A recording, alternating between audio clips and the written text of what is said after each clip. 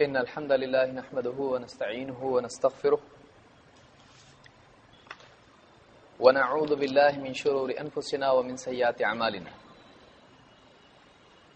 من يهده الله فلا مضل له ومن يضلل فلا هادي له وأشهد أن لا إله إلا الله وحده لا شريك له وأشهد أن محمدا عبده ورسوله أما بعد فإن خير الحديث كتاب الله وخير الهدي هدي محمد صلى الله عليه وسلم وشر الأمور محدثاتها وكل محدثة بدعة وكل بدعة ضلالة وكل ضلالة في النار.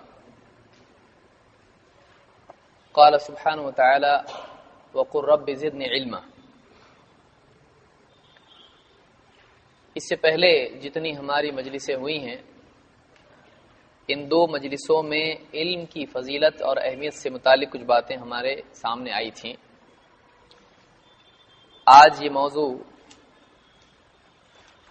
اس کا آخری حصہ باقی ہے اور اس کے بعد اصل موضوع ہمارا جو تربیتی کورس سے متعلق ہے اس کا پہلا موضوع جو عقیدے کی صحیح عقیدے کی اہمیت یہ شروع ہوگا. اس سے پہلے کہ ہم آگے بڑھیں پچھلے دروس میں کچھ باتیں جو ہمارے سامنے آئی تھیں اس کا اعادہ ہم کر لیتے ہیں.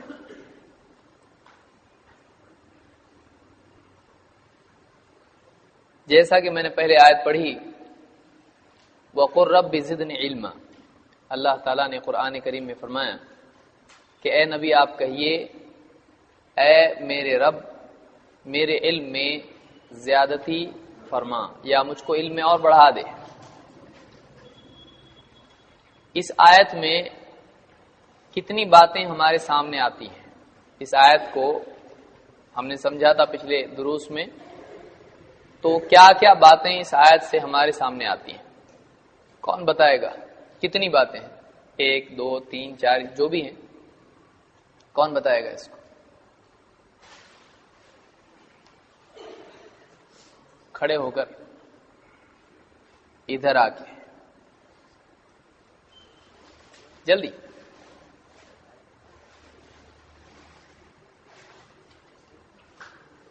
یہاں ہم آ رہے ہیں تو یہی ذہن بنا کے آنا ہے کہ کبھی پکڑے جا سکتے ہیں.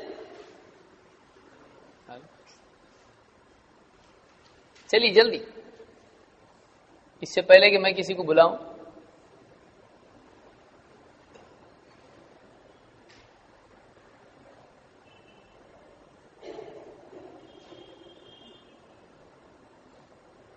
بادل سوچیں اچھا آج نہیں آ رہا تو چپ آیا.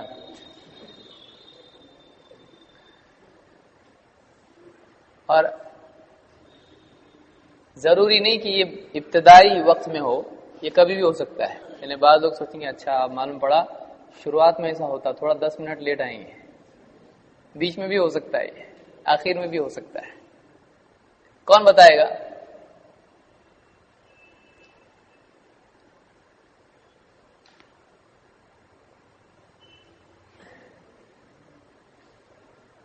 وَقُلْ رَبِّ زِدْنِي عِلْمًا، اس آیت میں کتنی باتیں ہمارے سامنے آتی ہیں؟ کیا کیا باتیں اس میں سے ہم کو ملتی ہیں؟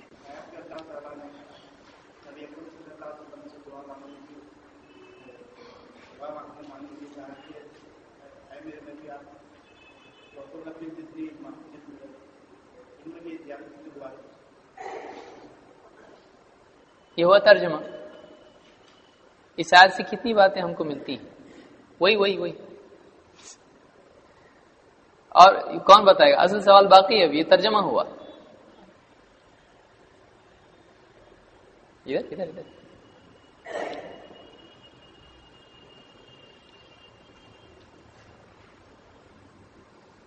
اس آیت سے اللہ نے پوری اللہ کے نبی صلی اللہ علیہ وسلم کو ان کے لیے دعا مانگنے کی اور ان میں زیادتی مانگنے کی. جیسے آپ لوگ بولتے ہیں کہ جو زیادہ کے لیے عمرہ کا اور فتنے کا دروازہ ہوتا ہے، تو اس میں اللہ نے بتایا کہ ان کی آیت کے اندر اللہ کے نبی کو حکم دیا گیا زیادہ علم مانگنے کے لیے. تو زیادہ علم جو ہے یہ عمرہ کا سبب نہیں ہے بلکہ خیر کا سبب ہے. یہ پہلی چیز ہوئی. نمبر 2 اور کون سی چیز معلوم ہوتی اس سے؟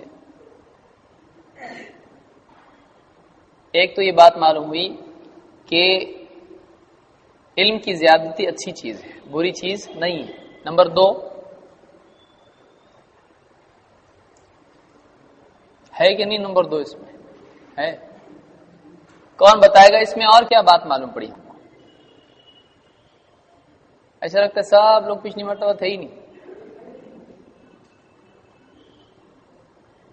اس لیے کہ جب بھی آپ آئیں گے درس کے لیے، اگلے درس کے لیے، تو پچھلے درس میں جو کچھ پڑھا گیا تھا اس کا اعادہ کر کے آئیں گے۔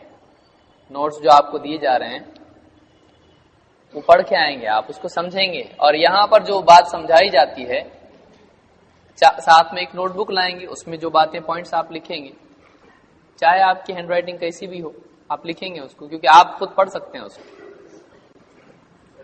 جو اللہ نے علم کی اجازت دی کہ دعا مانگنے کے اپنے نبی کو حکم دیا، اور اس میں علم سے ہمارے لیے عمل جو ہے صحیح ہوگا، ہم جو عمل کریں گے وہ عمل ہمارے لیے بہت صحیح ہوگا، جیسے اللہ نے قرآن میں کیا فرمایا،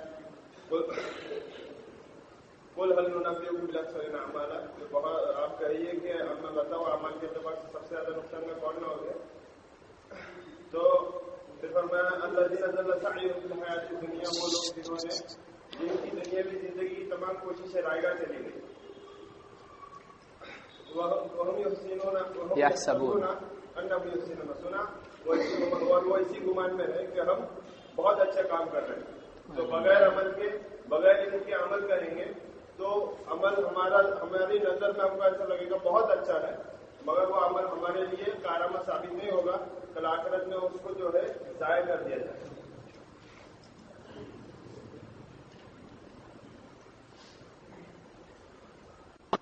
وَقُلْ رَبِّ زِدْنِی عِلْمًا، اس سے کیا چیزیں ہم کو ملتی ہیں؟ کتنی چیزیں ملتی ہیں؟ اس سے باقی جو باتیں بھائی نے بتائی تھی، لیکن سب سے جو اہم ان کا نقطہ ہے وہ اس سے علم کی فضیلت ہم کو معلوم ہے کہ اللہ تعالیٰ نے اس کی ترغیب دی، اور اس شخصیت کو اس کو اللہ تعالیٰ نے بہت سارا علم دیا قرآن کے ذریعے، ان سے بھی مطالبہ کیا کہ میں اور اپنے علم میں اضافے کی ہم سے دعا کروں، تو اس سے علم کی فضیلت کا جو ہے اہمیت اس کی معلوم ہے۔ اب دیکھیے میں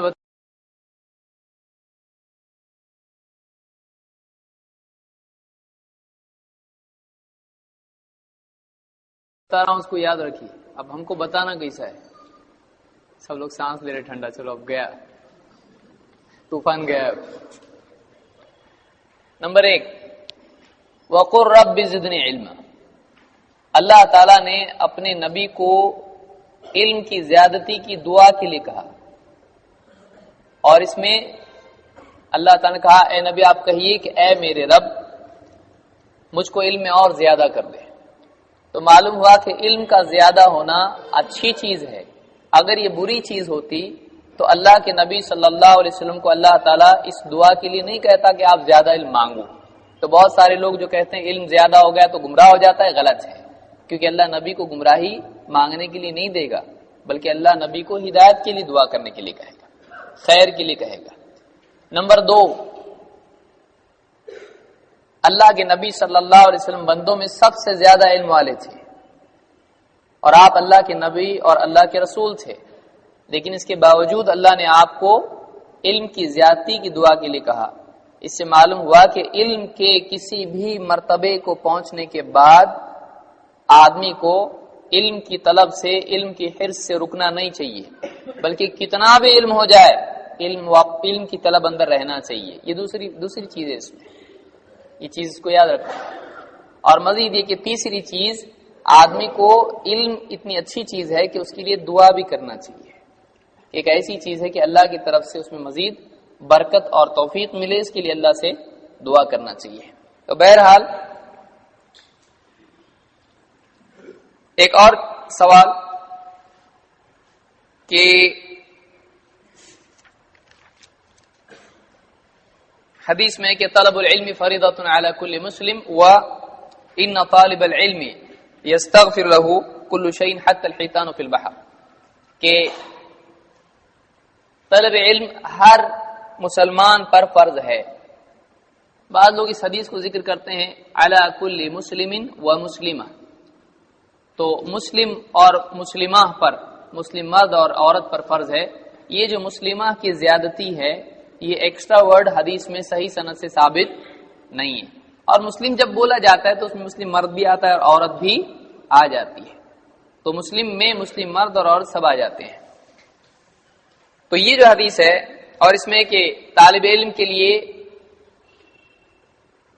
سب کچھ دعا کرتے ہیں، کل شیء ہر چیز دعا کرتی ہے مغفرت کی، حتی الحیتان فی البحر، یہاں تک کہ سمندر کی مچھلیاں بھی اس کے لیے مغفرت کی دعا کرتی ہیں.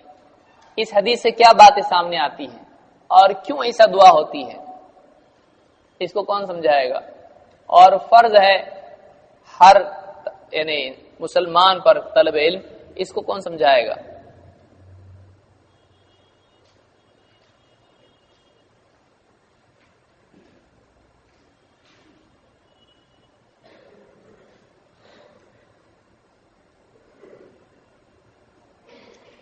اللہ کا مطلب یہ توحید ہے کہ اللہ کے سوا کوئی عبادت کا حقدار آپ لوگوں سے پوچھ رہا نہیں ہے. یہ ہے لا الہ کا مطلب. سب لوگ کتاب میں سے دیکھ رہے تھے. لا الہ کا مطلب یہ نہیں ہے کہ خالق مالک اور رازق، تھوڑی دیر کوئی شک نہیں وہ اپنی جگہ پہ توحید ہے. لیکن لا الہ الہ عربی کا لفظ ہے، اردو کا لفظ نہیں ہے کہ آپ جو مرضی مانا کرتے پھریں. الہ عربی کا لفظ ہے اور الہ کہتے ہیں معبود کو جس کی عبادت کی جائے. تو لا الہ الا اللہ، اللہ کے سوا کوئی عبادت کا حقدار نہیں ہے. اللہ کے سوا جن کی عبادت کی جاتی ہے وہ عبادت میں جھوٹے ہیں، باطل ہیں، غلط طور پہ، ناحق طور پہ، ناجائز طور پہ ان کی عبادت ہوتی ہے. جو ٹکڑا ہم پڑھ رہے ہیں الہ الا اللہ کا طلب علم فرض ہے، اس کو سمجھا. اور یہ وہ چیز ہے جس کو ماننے کے لیے اہل مکہ تیار نہیں تھے، ورنہ خالق مالک رازق رب کو مانتے تھے. وہ کہتے تھے لات اصل نہیں ہے، عزا اصل نہیں ہے، حبل اصل نہیں ہے. اور دوسرا حصہ طالب علم کے لیے وہ رازق ہے، یہ ہر اللہ سے مخلوق رزق لے کر مغفرت دیتے کی دعا ہیں، کرتی ہے. یہ اللہ کیا سے معنی شفا ہے؟ لے کر دیکھیے ایک دیتے ہوتا ہے ہیں، یہ اللہ علم سے بہت بیٹا اچھا لے ہے، کر ٹھیک دیتے ہیں. ہو گیا. یہ ہم ان کی عبادت لیکن کرتے اس ہیں حدیث کا تاکہ مطلب اللہ کیا سے ہے؟ لے کر دیں. اس حدیث کا مطلب کیا ہم ہے؟ اس طواف حدیث میں ان جو کے دو نام باتیں کرتے آئی ہیں ہیں، تاکہ اللہ سے لے کر فرضیت دیں. علم اصل اللہ کے لیے بھی اور کرتے ہیں، مخلوقات کے لیے بھی یہاں ذبح تک کہ کرتے ہیں، مچھلیوں ان کے کی لیے بھی تاکہ مچھلیوں کا اللہ اس سے کے لے لیے کر طالب علم کے لیے وہ مغفرت اللہ کی دعا سے بھی کرنا کرتے ہیں، ہے. ان سے بھی کیا کرتے ہے ہیں تاکہ کس اللہ لیے سے ہے، لے کر کیا دیں. معنی ہے اس کے؟ اور یہ میں اپنی طرف سے نہیں کہہ رہا، یہ بھی قرآن پاک میں ہے، یہ بھی قرآن میں ہے. سورہ زمر آیت نمبر 2، والذین اتخذوا من دونہ اولیاء، وہ جنہوں نے اللہ کے سوا ولی پکڑ رکھے ہیں. والذین اتخذوا من دونہ اولیاء، اولیاء کا لفظ آپ سن رہے ہیں خود کہ وہ لوگ جنہوں نے اللہ کے سوا ولی پکڑ رکھے ہیں. جب ان سے پوچھا جاتا ہے کہ ان کے لیے طواف کیوں کرتے ہو، ان کو کیوں پکارتے ہو، ان کے لیے نمازیں کیوں پڑھتے ہو، ان کو رکوع سجدہ کیوں کرتے ہو، کہتے ہیں ما نعبدہم الا لیقربونا الی اللہ زلفی. ان کی عبادت کرنے کا ایک ہی مقصد ہے، ان کو پکارنے کا ایک ہی مقصد ہے، ان سے سوال کرنے کا ایک ہی مقصد ہے تاکہ یہ ہمیں اللہ کے قریب کر دیں. دیکھیے جب ہم کسی چیز کو تاکہ یہ ہمیں اللہ کے سمجھائی قریب کر جائے، دیں. وہ مانتے ہیں کہ سب سے یہ پہلے اصل کوئی آیت سمجھائی نہیں. جائے، کوئی بات ہم کو ثابت اور کرنا ہے، فرمایا اللہ تبارک و تعالی سورہ چاہے یہ یونس میں حدیث ہو یا 11ویں کوئی اور سپارے میں، حدیث ہو یا آیت ہو، وَيَقُولُونَ اس هَؤُلَاء میں سٹیپ شُفَعَاؤُنَا بائی سٹیپ عِندَ اس کو اللَّهِ، سمجھانا پڑتا ہے. کہ جن کو یہ بہت پکارتے اہم ہیں اللہ کے ایک سوا، کوئی حدیث ہے اس سے ہم جب ان کو استدلال کر پکارتے رہے ہیں اور ان کسی مسئلے کو روکا اس سے جاتا ہے، سمجھا کیا رہے کہتے ہیں، ہیں کوئی بات اس کہ سے یہ واضح اللہ کر کے رہے ہاں ہیں. ہمارے تو صفات ایک ایک بات کو مرتب اثر انداز کون میں ہوا؟ پوائنٹ 1 پوائنٹ 2 ان کے نزدیک اثر کون ہوا؟ اس طرح سے آپ اللہ کو کہتے بتانے ہیں یہ آنا سفارشی ہیں. مثال کے طور پر اسی کو آپ آج کل لیجیے، کے مسلمانوں نے کیا طلب رکھا العلم ہے؟ فریضۃ علی کہتے ہیں کل قبر مسلم. والے اصل نہیں اس میں ہیں، آپ کو یہ بتانا ہے کہ سفارشی ہر ہیں، اللہ مسلمان سے پر لے علم کر کا دیتے حاصل ہیں. کرنا فرض ہے. ہم کب تو کہتے ہیں فرض بیٹا میں دیتے دو ہیں؟ ہم قسمیں تو کہتے ہیں بتائی اللہ سے تھی لے کر فرض دیتے ہیں. ہم کب عین کہتے ہیں اور شفاعت دیتے ہیں؟ اللہ فرض سے شفاعت لے کر دیتے ہیں. کفایہ. فرض عین اور فرض اب کئی کفایہ، دوست سوچ اس میں رہے دونوں ہوں گے علوم کہ میں آپ کو بتانا کہاں ہے کی آیتیں آپ کہ کہاں پڑھ یہاں پر رہے ہیں؟ ہر مسلمان پر فرض ہے بتوں والی کہ آیتیں ایک آدمی کے ذہن میں آپ یہ غلط قبروں کے فہمی اوپر پڑھ پیدا رہے ہو ہیں. سکتی ہے یہ بھی کہ بہت بڑا ہر مسئلہ آدمی کو ہے. عالم بننے کا حکم اس حدیث میں ہے، ایسا ہے؟ شیطان نے ایسی نہیں. ہمیں آپ کو وہ غلط فہمیوں میں فہمی ڈال دور رکھا کرنا ہے. آپ کو بتانا میرے بھائی طلب لات العلم کیا فریضۃ تھا؟ علی کل مسلم میں یہ نہیں ہے لات کہ ہر بت آدمی جو تھا، عالم بن جائے. وہ بت کیوں بنایا گیا پھر تھا؟ کیا ہے اس میں؟ وہ اس کس میں کی یہ ہے نشانی کہ تھی؟ ہر کس آدمی کی کو یادگار تھی؟ جس چیز کا وہ مکلف عبداللہ ہے ابن عباس اس کا علم فرماتے ہیں، حاصل کرنا بخاری فرض کی ہے. حدیث ہے، سوال کان پیدا تو رجلا، کیوں؟ وہ ایک آدمی اس تھا. لیے کہ آپ کو اگر علم ہی نہیں ہوگا تو عمل بھی غلط یہ ہوگا. لات کیا تھا؟ ایک آدمی تو تھا. عمل صحیح کرنے کے لیے اور اس حاجیوں عمل کا کی علم خدمت حاصل کیا کرنا کرتا ضروری تھا. ہے. مثال حاجیوں کو گاڑی ستو چلانا بنایا آپ کو کرتا ہے، آپ کو گاڑی چلانا آتا نہیں اور حاجیوں گاڑی میں چلا پانی رہے ہیں، تقسیم کیا نقصان کرتا ہوگا. تھا. تو دین کے معاملات میں زیادہ نقصان ہوگا. کیوں؟ اس لیے کہ دینی عمل کا نقصان آخرت تک جاتا ہے. ہوتے ہیں شرک تب شروع ہوتا ہے. دینی عمل کا نقصان آخرت تک جاتا ہے. شرک جو جو ہے ہے غلط ہوا تو آخرت ابلیس میں کی نقصان عبادت ہوگا، کوئی نہیں صرف کرتا. دنیا میں نہیں.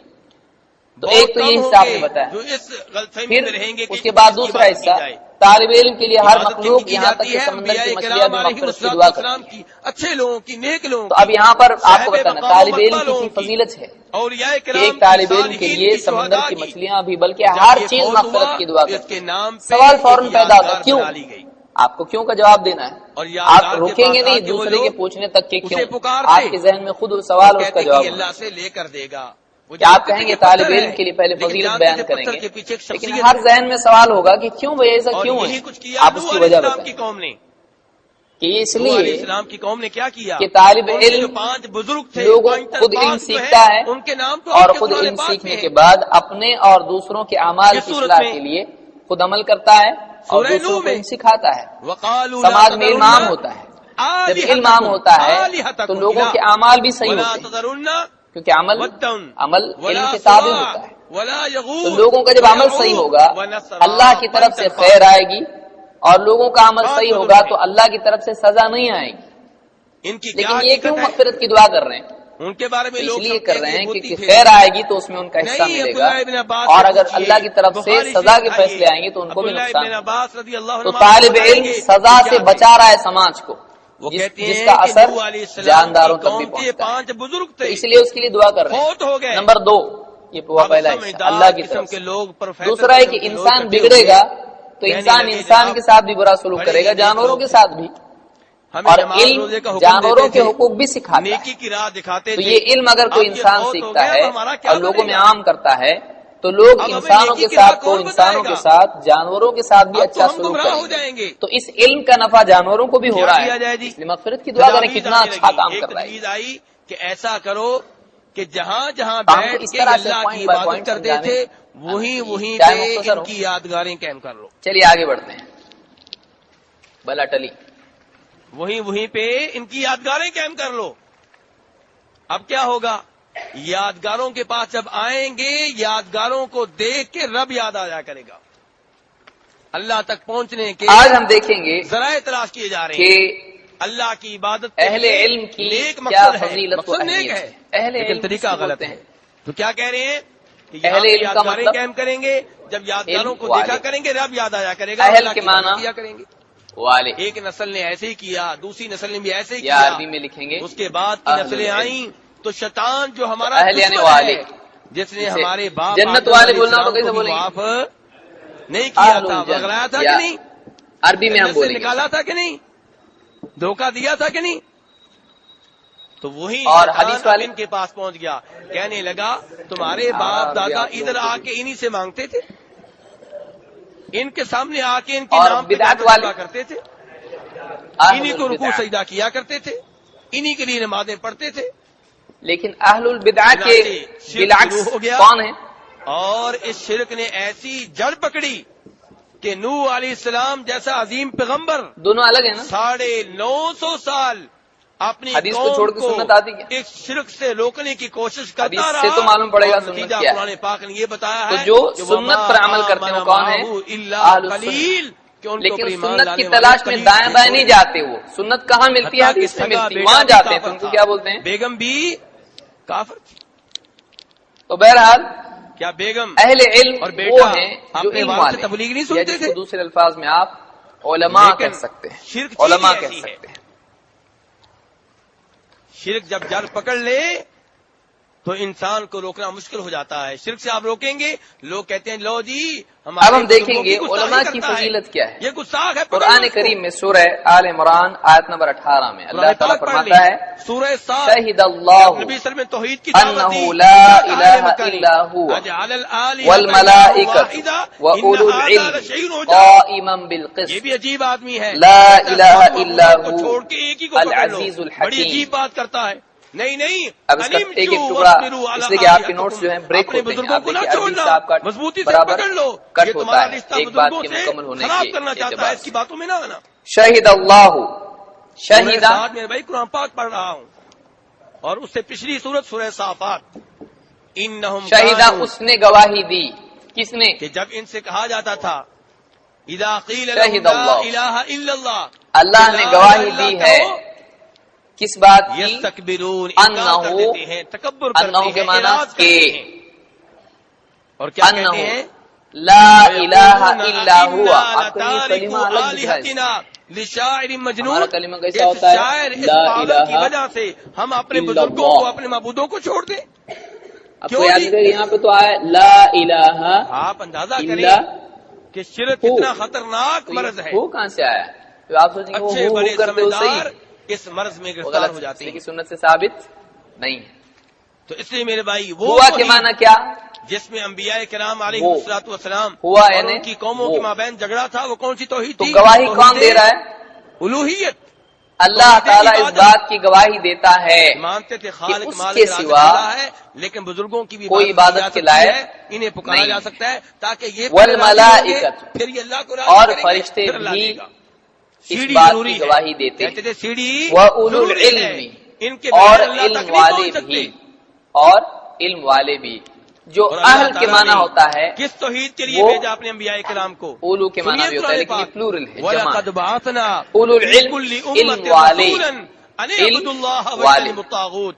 हमने हर कौम तो में कितनी एक गवाहियां रसूल यहाँ पर भेजा आ है। रही हैं? हर कौम में नंबर हमने एक एक, रसूल भेजा अल्लाह है। की क्या गवाही। पैगाम है नंबर जी? दो, क्या पैगाम ये है कि अल्लाह को फरिश्तों खालिक की। मान नंबर लो, तीन, राज़िक मान लो। नहीं, ये इल्म तो लोग वालों। पहले से मानते किस हैं। बात पर पैगाम गवाही ये है? उअ्बुदुल्लाह, अल्लाह के सिवा कोई इबादत के लायक नहीं। बस अल्लाह की इबादत करो, क़ाइमम साथ औरों की भी हो बिल सकती है। नहीं नहीं नहीं, क़िस्त के माना उअ्बुदुल्लाह, अल्लाह की इबादत करो, वज्तनिबुत तागूत, और अदल। अल्लाह के सिवा जिनकी इबादत की जाती इंसाफ है जिसको बोलते हैं, उनकी लेकिन इबादत इंसाफ से से बच कुछ जाओ। और मतलब होता है। अदल, अदल तौहीद इंसाफ। उलूहियत किस चीज का नाम है? अल्लाह की इबादत करनी है, क़ाइमम अल्लाह बिल के सिवा क़िस्त, किसी और क़ाइम की इबादत नहीं करनी। कायम होना, खड़ा होना, इसका नाम है या तौहीद उलूहियत। निगरान होना, और ये इंतजाम, एहतमाम करना, और सूरह अंबिया में कायम फरमाया उसको कहते हैं। कि हमने जो भी तो रसूल काइमम बिल क़िस्त, अल्लाह ताला अदल के साथ कायम है। अल्लाह इंसाफ उसको हमने करता है, क्या अदल वही की करता है? है, जुल्म नहीं क्या करता। बताया है? कायनात में पूरा बैलेंस इसने रखा है। शरीयत ऐसी दी जिसमें सबका हक उनको मिलता है। मेरे सिवा क़यामत का दिन है जिसमें सबको उनका हक मिलेगा, जज़ा बराबर मिलेगी। रसूलों को भेजने का मकसद कौन सा? चाहे कौनी एतबार से हो या शरई एतबार से, चाहे अल्लाह की दुनियावी इबादत एतबार तौहीद से हो या उलूहियत। आखिरत के एतबार से। रसूलों को देखिए किस लिए ब्रेकअप भेजा गया कैसे मेरे किया भाई? मैंने, किस तौहीद याद की रखिए, खातर? ये चीजें सब हमको तौहीद सीखना है। उलूहियत। और मुझे अब आपको इतना पैदा छोटा जुमला है, किया लेकिन गया इसको किस आप समझे तौहीद की कैसा खातर? बोलूं? तौहीद उलूहियत। वमा खलक़तुल जिन्ना दो वल चीजें, इंसा कौनी, इल्ला लियअबुदून, कि मैंने शरई। जिन्नों इंसानों को पैदा किया है फिर सिर्फ अपनी इबादत, दुनिया, सिर्फ अपनी आखिरत। इबादत के लिए। यह है तौहीद उलूहियत। तो मुझे और आपको पैदा किया कायनात गया का निजाम तौहीद अदल पर उलूहियत कायम की है या खातर, जुल्म पर? तौहीद इबादत सब की बैलेंस खातर। दिखता कि नहीं? सब अंबिया बराबर। किराम अलैहिमुस्सलाम पूरा को कायनात भेजा का निजाम गया बैलेंस है। तौहीद सूरज, उलूहियत की खातिर। चांद, सितारे, आप जमीन, पुराने पाक आसमान, अंदाज सब देखें। बैलेंस है। मेरे तो भाई इसमें पाक इंसाफ को, अदल किसने कायम रखा है? और शरीयत जो अल्लाह ने दी है उसमें सबका हक उनको मिलता कि नहीं मिलता? अल्लाह ताला कह रहा तो है चाहे कौनी मामला हो या शरई मामला हो, क़ाइमम बिल क़िस्त। आगे क्या कहा है? अल्लाह ताला अदल पर कायम है। अल्लाह ने जो भी किया है सब किस पर, बुनियाद उसकी किस पर है? तुम्हें भी पैदा किया, अदल पर, तुम्हारे इंसाफ। बाप दादा को भी पैदा किया। या अब आगे बढ़ मानते रहे थे कि अल्लाह हमारा दुनिया खालिक में है, ये पूरा अल्लाह दुनिया हमारे का आ बाप गया। दादा का खालिक है। पूरा अल्लाह ने निजाम कहा, जो है ये मानते ये हो, पूरा तो का पूरा इबादत दुनिया नहीं में करो। कैसा है? ये क्या अदल पर हुआ? कायम है। पैदा करने वाला कायनात मैं, में, जमीन रिज़्क़ देने वाला आसमान, सब मैं, कुछ। सारा कंट्रोल मेरे और हाथ में। आखिरत में जब फैसला होगा इबादत की बारी कम आती है, ज्यादा तो हो आप जाएगा कुछ भी कर लोगों लेते हो। को, ये जिसका हक उसको बराबर ये क्या मिलेगा, हुआ? यही तो गलती है। जज़ा बराबर अल्लाह ताला देगा। इसलिए तो मेरे अल्लाह भाई, ताला अदल तौहीद पर कायम है। उलूहियत की खातिर अल्लाह अल्लाह के तबारक व सारे तआला ने फैसले अपने अंबिया अदल व इंसाफ पर मबनी होते हैं। चाहे चाहे वो कायनात का निजाम हो आपको पैदा किया गया। या शरीयत के अहकाम हो, चाहे वो दुनिया में हो या वो आखिरत में हो। तो अल्लाह ने फरमाया क़ाइमम बिल क़िस्त, वो अल्लाह ताला अदल पर कायम है। इसीलिए तौहीद जो है ये अदल है और शिर्क जुल्म है। देखिए तौहीद क्या है, कैसा अदल है तौहीद, कौन बताएगा? सब बोले हैं, हाँ, आप पीछे नहीं हटना।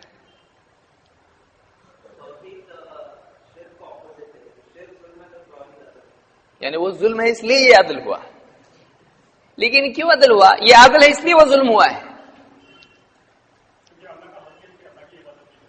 बैठ के नहीं,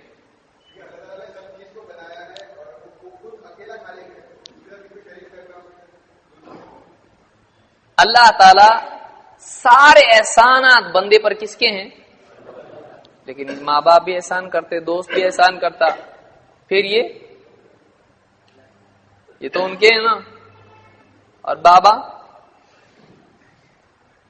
کون سا گھوڑا آنے والا ریس میں بتائیں، اس کے بعد تو کروڑ پتی بنائے. یہ سارے احسانات کس کے ہیں؟ پھر اگر کوئی بندہ احسان کر رہا ہے انسان پر تو کیا وہ احسان نہیں کر رہا ہے؟ لیکن کچھ ہے آگے نہیں ہے. اس کو وہ جو کچھ ہم کو دے رہا ہے اس کو کس نے دیا تھا؟ اس کے پاس اپنا کچھ ہے؟ اس کے پاس جو بھی وہ کس کا دیا ہوا ہے؟ اس کو صلاحیت دی اللہ نے، اس کو مال و اسباب اور نعمتیں دی اللہ نے، اس کے دل میں بات ڈالی مدد کی، وہ بھی کس نے ڈالی؟ اللہ تعالیٰ نے. اس کو شریعت سکھائی کہ کچھ مدد کرنا چاہیے، بندوں کے ساتھ اچھا رہنا چاہیے، کس نے؟ اس کی فطرت لوگوں پر رحم کرنے والی بنائی، کس نے؟ تو اصل کون ہے؟ اصل اللہ ہے. تو بندہ اگر بندے پر احسان کرتا ہے تب بھی واقعی وہ اللہ کا احسان ہے. کیوں؟ اس لیے کہ اس بندے کو پیدا کرنے والا کون ہے؟ اس بندے کو پیدا کرنے والا اللہ ہے. کوئی آدمی کوئی دوائی ہے، کھایا پیا اور خوش ہوا، بہت بہت شکریہ ایسا بولتا؟ دوائی کو شکریہ ادا کرتا؟ کیوں نہیں؟ دوائی سے اچھا ہوا نا. دیا کس نے؟ ڈاکٹر صاحب سے ہاتھ ملا، بہت بہت شکریہ آپ نے ایسا کیا. کیوں؟ اس کو معلوم ہے اس دوائی سے اگرچہ شفا ہوئی ہے لیکن اس دوائی کا دینے والا ڈاکٹر ہے. سمجھ میں آئی بات؟ تو اصل کون ہے؟ اصل تو اللہ ہے، ساری چیزوں کا پیدا کرنے والا جس سے انسان کو فائدہ ہو رہا ہے، اور ان بندوں کا پیدا کرنے والا جس سے انسان کا فائدہ ہو رہا ہے. تو اب یہ سب کچھ کرنے والا اللہ ہے. اب شکریہ کس کا ہونا چاہیے؟ شکریہ صرف زبان سے ہوتا؟ کیسا ہوتا بتائیے؟ ایک شکر کے کتنے مراتب ہیں؟ انگلیاں دیکھ کے بول رہے ہیں اپنی طرف سے، کاپی کر رہے ہیں. ایک 3 مراتب ہے. کون کون سے؟ دل میں اللہ کی نعمت کا احسان ماننا، اعتراف کرنا کہ دینے والا کون ہے؟ اللہ. نمبر 2، زبان سے اللہ کا شکر یعنی حمد کرنا. نمبر 3، بدن سے اس کا اظہار کرنا. کیسے؟ اس کے آگے جھک کر، اس کی مان کر، اس نعمت کو اس کی مرضی کے مطابق استعمال کر کے. تو اب اگر آدمی اللہ کی نعمتیں لیتا ہے اور کسی اور کے آگے جھکتا ہے تو یہ کیا کیا؟ اس نے اللہ کا حق تھا کسی اور کو دیا، تو یہ کیا ہو گیا؟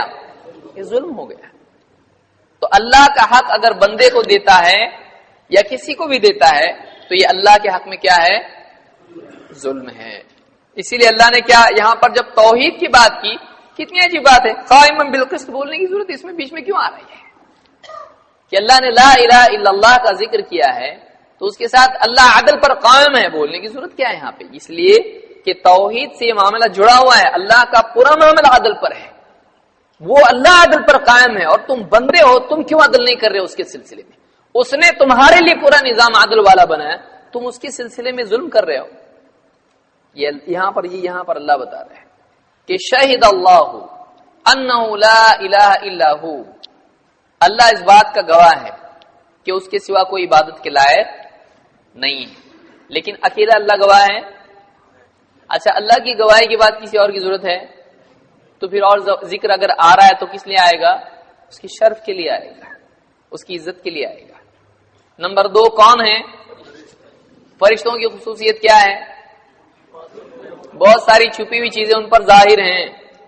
کائنات کا نظام پورا اس کے سلسلے میں وہ بہت سارے احکام ادا کرتے ہیں جو عام بندے نہیں جانتے ہیں. اور معصوم ہیں. معصوم یعنی بھولے والے ہیں. کیا مطلب معصوم کا؟ گناہوں سے پاک ہیں، وہ گناہ کرتے ہیں. لا یعصون اللہ ما امرهم ويفعلون ما یؤمرون، کہ وہ جو کچھ یعنی اللہ نے حکم دیا اس میں نافرمانی نہیں کرتے ہیں بلکہ جو حکم ہوا ہے اس کو کر گزرتے ہیں، اللہ کے حکم کی تعمیل کرتے ہیں. تو فرشتے جن کی زندگی میں طاعت ہے، فرما برداری ہے، ان کو اللہ نے گواہ بنایا ہے۔ نمبر 3 کس کو؟ اولو العلم کو۔ تو یہ علم والوں کو اللہ نے کون سی چیز کے لیے گواہ بنایا؟ اللہ کی شان کے لیے۔ کون بولے گا زور سے؟ لا الہ الا اللہ کے لیے اللہ نے گواہ بنایا کس کو؟ اب آپ کو پوائنٹس بتانا ہے علم والوں کی فضیلت۔ نمبر 1، اللہ تعالی نے ان کی گواہی کس کیس میں لی؟ لا الہ الا۔ دین میں سب سے امپورٹنٹ چیز کیا ہے؟ یعنی دین میں سب سے اہم چیز پر گواہی کس کی لی جا رہی ہے؟ بہت نماز پڑھنے والوں کی لے رہے اللہ یہاں پر گواہی، بہت مالدار، بہت پیسے والے، بڑے بنگلے والے، ان کی گواہی چل رہی ہے یہاں پہ۔ بادشاہ سلامت، اکثر بادشاہ سلامت شرک سے ہی سلامت نہیں رہتے ہیں۔ کس کی گواہی یہاں پر ہو رہی ہے؟ علم والوں کی۔ علم والوں کی گواہی دین میں سب سے اہم چیز کے لیے استعمال ہو رہی ہے۔ یہ ان کی فضیلت ہے کہ نہیں ہے؟ ان کو کسی کو گواہ بنا رہے تو اس کو سچا مانا جا رہا ہے کہ نہیں جا رہا ہے؟ کوئی آدمی بولتا ہے ذرا جھوٹا ہے تو ذرا گواہی دے، ذرا کوئی کرتا ہے بھروسے کا؟ نہیں، بالکل تو دے گواہی، چل کرتا ہے ایسا نہیں۔ جو بہت بھروسے کا ہو، قابل اعتماد ہو، اسی کو گواہ بنایا جاتا ہے۔ تو یہاں پر کس کو بنایا گواہ؟ اب علماء میں اچھے برے دونوں ہیں۔ یہاں ہم کن علماء کی بات کر رہے ہیں؟ اچھے علماء کی بات کر رہے ہیں جن کو واقعی دین کا علم ہے، قرآن و سنت کا علم ہے۔ وہ آگے ہم آئیں گے ساری چیزوں پر۔ تو یہاں پر اللہ نے نمبر 1 دین کی سب سے اہم اور بنیادی چیز پر گواہ کس کو بنایا؟ علماء کو بنایا۔ سارے بندوں میں کس کو چنا اللہ نے؟ علماء کو چنا۔ نمبر 2، اللہ نے کس کس کی گواہی کے ساتھ علماء کی گواہی ذکر کی؟ اللہ کی گواہی اور فرشتوں کی گواہی کے ساتھ، کہ اللہ کے احکام ہوتے ہیں ان کو زمین میں کائنات میں نافذ کون کرتا ہے؟ پوری کائنات میں بارش کا ہونا، موسموں کا بدلنا، عذاب آنا، رحمت آنا وغیرہ وغیرہ، اس میں کون نافذ کرتا ہے پوری کائنات میں اللہ کے احکام کو؟ فرشتے۔ تو اللہ کے حکموں کو نافذ کرنے والے کون ہوتے ہیں؟ کونی احکام کو کونی معلوم؟ کونی یعنی زمین آسمان میں جو ہو رہا۔ بارش کیسے آتی ہے؟ اپنے بات ہی نا، کوئی بتا دیا کہ سمبھاونا ہے بادلوں کی، بارش کی، تو آ جاتی بارش، ایسا ہے؟ واقعی بارش ہوتی کس کے حکم سے؟ اور نافذ اس کو کون پریکٹیکلی لاتا کون ہے؟ بارش، فرشتے ہیں۔ اللہ تعالیٰ ان کو حکم دیتا ہے، بادلوں کو ہاتھ کے لاتے ہیں۔ اس طرح سے زندگی، موت، بیماری، شفا، سردی، گرمی، بارش، اور یہ سب کچھ جو ہوتا ہے اللہ کے حکم سے ہوتا ہے، اور اس کو زمین میں کائنات میں نافذ کون کرتا ہے؟ فرشتے۔ تو اللہ کے کونی احکام کا نفاذ کن کے ذریعے ہوتا ہے؟ اور شرعی سب سے پہلے کون آتے اللہ کے احکام کو لے کر؟ نبی، اور ان کے بعد دیکھیے کیسی جوڑی، کیسا جم رہا ہے نا برابر، کہ اللہ کے جو شرعی احکام ہوتے ہیں، کونی احکام یہ تو ہوتے ہی ہیں، لیکن شرعی احکام کا نفاذ بندوں کے وجود کا مقصد ہے کہ اللہ کا دین زمین پر آئے، زندگیوں میں آئے۔ اب دین زمین پر آئے گا، زندگیوں میں آئے گا، کیسے آئے گا؟ سب سے پہلا نقطہ زندگی میں دین آنے کا کہاں سے شروع ہوتا ہے؟ کسی آدمی کو دین معلوم ہی نہیں اور دین پہ عمل شروع کر دیتا نا، پہلا حصہ کیا ہے؟ پہلی آیت کون سی آئی تھی؟ اقرا، پہلے پڑھنے کا حکم آیا ہے۔ تو اللہ کی شریعت زمین پر آتی ہے کب؟ جب اس کا علم آتا ہے، اور اس علم کو عام کون کرتے ہیں؟ علماء کرتے ہیں۔ انبیاء علماء ہوتے ہیں کہ نہیں ہوتے ہیں؟ علماء کی معلم ہوتے ہیں۔ وہ سب سے زیادہ علم والے بندوں میں کون ہوتے ہیں؟ نبی۔ تو علماء میں انبیاء، کوئی بولے گا تو علماء آ رہے، نبی تو ہے نہیں اس میں، ہے نا، کہ اس میں علماء آ رہے ہیں اور انبیاء نہیں ہیں، تو کیا بات صحیح ہے؟ انبیاء سب سے زیادہ، علماء میں سب سے زیادہ علم والے کون ہوتے ہیں؟ نبی ہوتے ہیں، رسول ہوتے ہیں اللہ کے، اس لیے کہ علماء ان کے وارث ہوتے ہیں۔ تو وہ عالم نہیں اور یہ عالم ایسا ہوگا، تو علماء میں وہ بھی آ جاتے ہیں۔ یہ ایک عمومی بات اللہ نے ذکر کی ہے کہ اصل علماء تو انبیاء ہی ہوتے ہیں، رسول ہی ہوتے ہیں، لیکن پھر ان کی جو چھوڑی ہوئی میراث ہوتی ہے، ان کے جو شاگرد ہوتے ہیں، طالب علم ہوتے ہیں، پھر وہ ان کے بعد علم لوگوں تک پہنچاتے ہیں. اس لیے یہاں پر اللہ تعالیٰ نے اولو العلم کہا، علم والے. تو سب سے زیادہ علم والے کون ہوتے ہیں؟ نبی اور رسول، پھر ان کے بعد جو علماء آتے ہیں. تو اللہ نے یہاں پر یعنی ایک تو یہ کہ اپنی گواہی کے ساتھ فرشتوں کی جو کہ کونی نظام میں نفاذ کرتے ہیں اللہ کے احکام کا، کونی احکام کا. دوسرا علماء کی گواہی کو ذکر کیا، لیکن یہ کیا کرتے ہیں؟ شرعی احکام کا نفاذ اور اس کی تبلیغ کرتے ہیں، دین کی حفاظت کرتے ہیں. ایک اور مثال اس کے ساتھ جوڑی ہے. شیاطین اچھے رہتے ہیں برے رہتے ہیں؟ بولے کیا ہم کو اتنے چھوٹے چھوٹے سوال پوچھ رہے ہیں، لیکن یہ جگانے کے لیے ہیں. شیاطین جو ہیں آسمان میں جاتے ہیں اور کیا کرنا چاہتے ہیں؟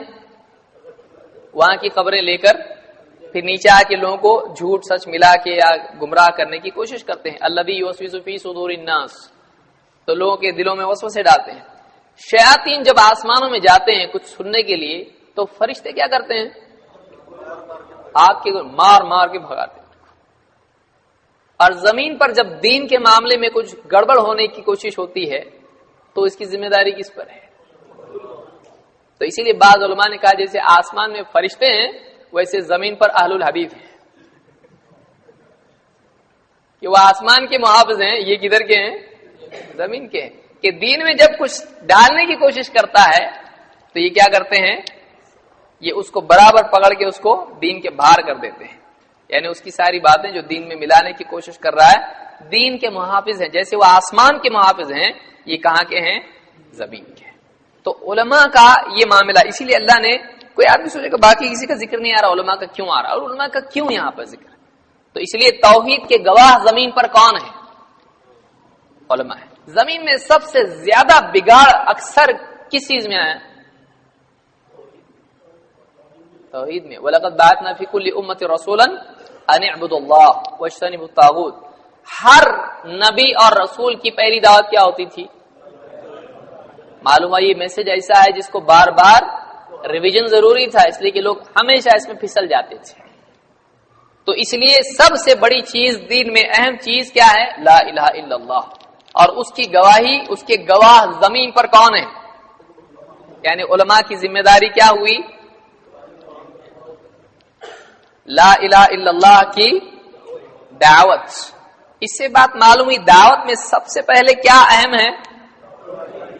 توحید. سمجھ میں آ رہا؟ تو علم والوں کی سب سے بڑی ذمہ داری کیا ہے؟ کیونکہ ان کا منصب کیا ہے، ان کی ذمہ داری سب سے بڑی یہاں ذکر ہو رہی ہے. یہ گواہ ہیں. گواہی کس پر دیں گے؟ وہ فرشتوں کو بولیں گے لا الہ الا اللہ. کس کے سامنے گواہی دیں گے؟ عام لوگوں کے سامنے. تو معلوم ہوا علماء کو اللہ نے ذمہ دار ٹھہرایا زمین پر کس چیز کا؟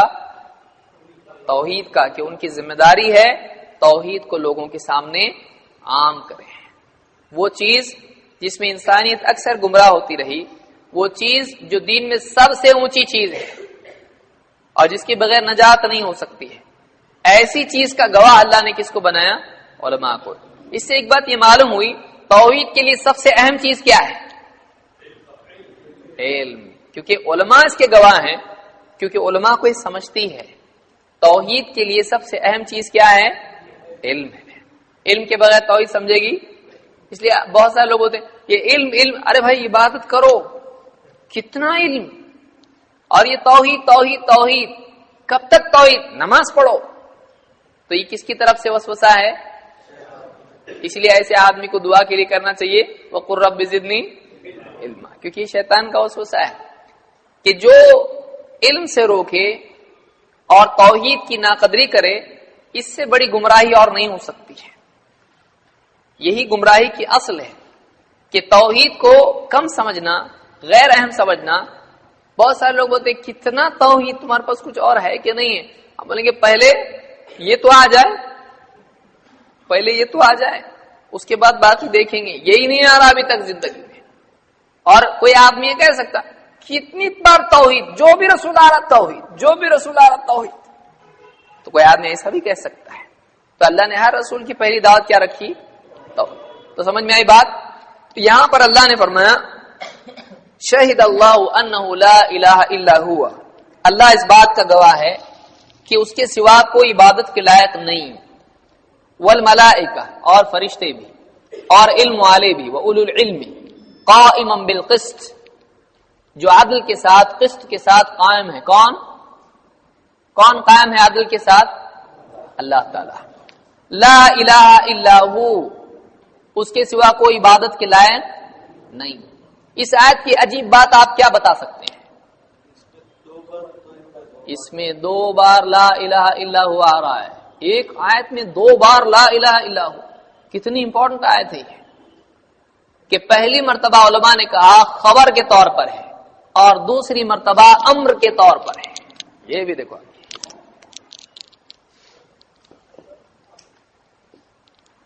پہلی مرتبہ اللہ نے کہا لا الہ الا ہو، اللہ گواہ ہے اس بات کا، تو اللہ نے کہا دیکھو توحید کا گواہ خود اللہ ہے، خود فرشتے ہیں اور علم والے بھی ہیں، اور دوسری بار کہا لا الہ الا ہو، تو اب اللہ کے سوا کسی اور کو معبود مت مانو۔ تو دوسری مرتبہ جو ذکر کیا اس کی تکرار وہ امر یعنی حکم کے لیے ہے۔ کس کے لیے ہے؟ دوسری مرتبہ جو لا الہ الا ہو آ رہا ہے وہ کس لیے ہے؟ حکم کے طور پر ہے کہ اللہ کے سوا کسی اور کو معبود مت بناؤ، اور پہلی مرتبہ ہے وہ خبر کے طور پر ہے۔ ٹھیک ہے۔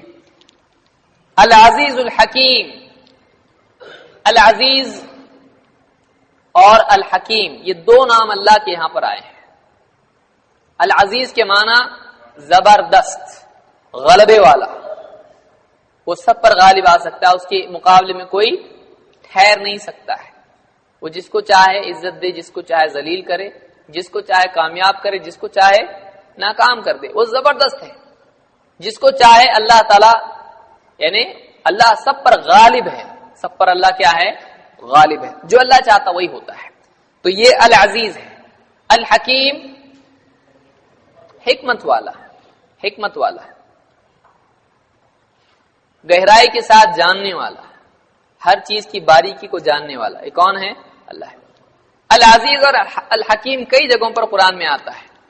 اس میں کیا حکمت ہے؟ العزیز غلبے والا ہے اور الحکیم حکمت والا ہے۔ شرک لوگوں میں عام ہوتا رہا ہر دور میں،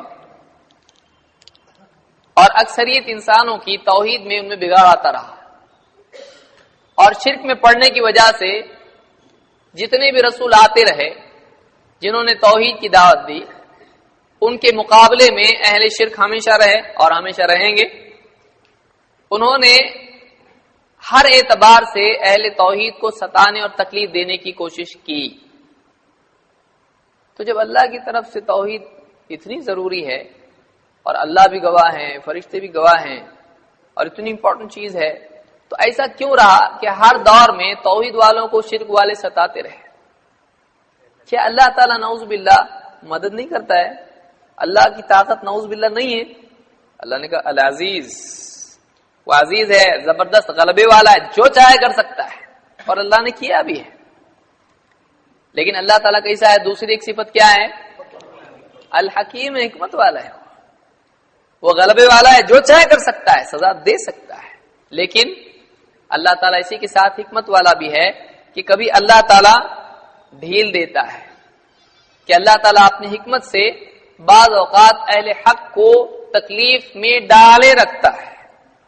یہ اس وجہ سے نہیں ہوتا ہے کہ اللہ مدد کرنے پر قادر نہیں ہے، اس وجہ سے نہیں ہوتا ہے، یہ اس وجہ سے ہوتا ہے کہ اللہ کی حکمت کا تقاضا ہوتا ہے۔ اسی لیے کئی نبیوں کو، اللہ کے نبیوں کو لوگوں نے ستایا۔ مکہ میں اللہ کے نبی صلی اللہ علیہ وسلم صحابہ کو ستایا گیا، بہت ستایا گیا۔ اللہ غلبے والا ہے لیکن پھر بھی ان کو ستایا گیا۔ یہ ان کے حق پر نہ ہونے کی دلیل نہیں تھی، یہ اللہ کی قدرت میں نقص کی دلیل نہیں تھی، بلکہ کس چیز کی دلیل تھی؟ اللہ کی حکمت ہے۔ پھر اللہ کے نبی صلی اللہ علیہ وسلم مکہ سے مدینہ گئے اور وہاں پر غلبہ ہوا، اس کے بعد اللہ تعالیٰ نے شرک کو پورے عرب سے نکال دیا ہے۔ تو اللہ کا جو فیصلہ ہوتا ہے وہ کس چیز پر مبنی ہوتا ہے؟ حکمت پر۔ تو اگر اہل حق کی مدد نہیں ہو رہی ہے، اہل توحید مغلوب دکھائی دیتے ہیں، ہمت نہیں ہارنا چاہیے۔ اسی لیے اللہ نے کہا، کوئی آدمی کہتا ہے علماء ہمیشہ کمزوری دکھائی دیتے ہیں، طاقت والے تو دکھتے نہیں ہیں۔ مسلمانوں کا، علم والوں کا ہمیشہ غلبہ نہیں ہوتا ہے مادی اعتبار سے، غلبہ ایک ہوتا ہے مادی اعتبار سے۔ پھر مر گیا، اور ایک ہوتا ہے نظریاتی اعتبار سے، ایک ہوتا ہے طاقت کے اعتبار سے جیسا فرعون کے پاس طاقت تھی، اور ایک ہوتا ہے دلیل کی بنیاد پر طاقتور ہونا۔ علماء کے پاس کون سی طاقت رہتی ہے؟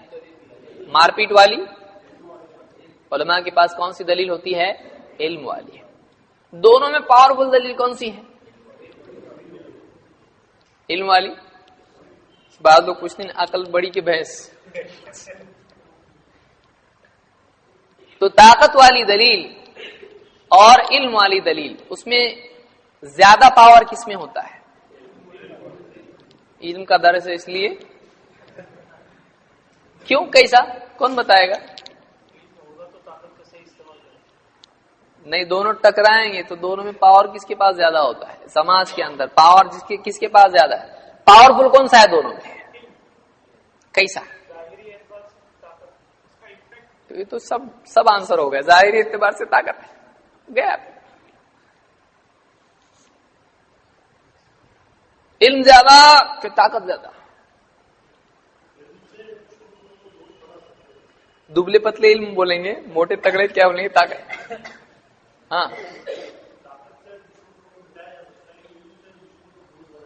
صحیح ہے۔ ایک چیز یہ کہ علم کا غلبہ اس اعتبار سے بھی ہوتا ہے کہ طاقت سے، جس کو آپ تلوار، مثلا تلوار پکڑ کے چلو، آپ تلوار سے، طاقت سے کسی کو مٹایا جا سکتا ہے، بدلا علم اندر تک بدل دیتا ہے آدمی کو۔ عمر کی مثال لیجیے،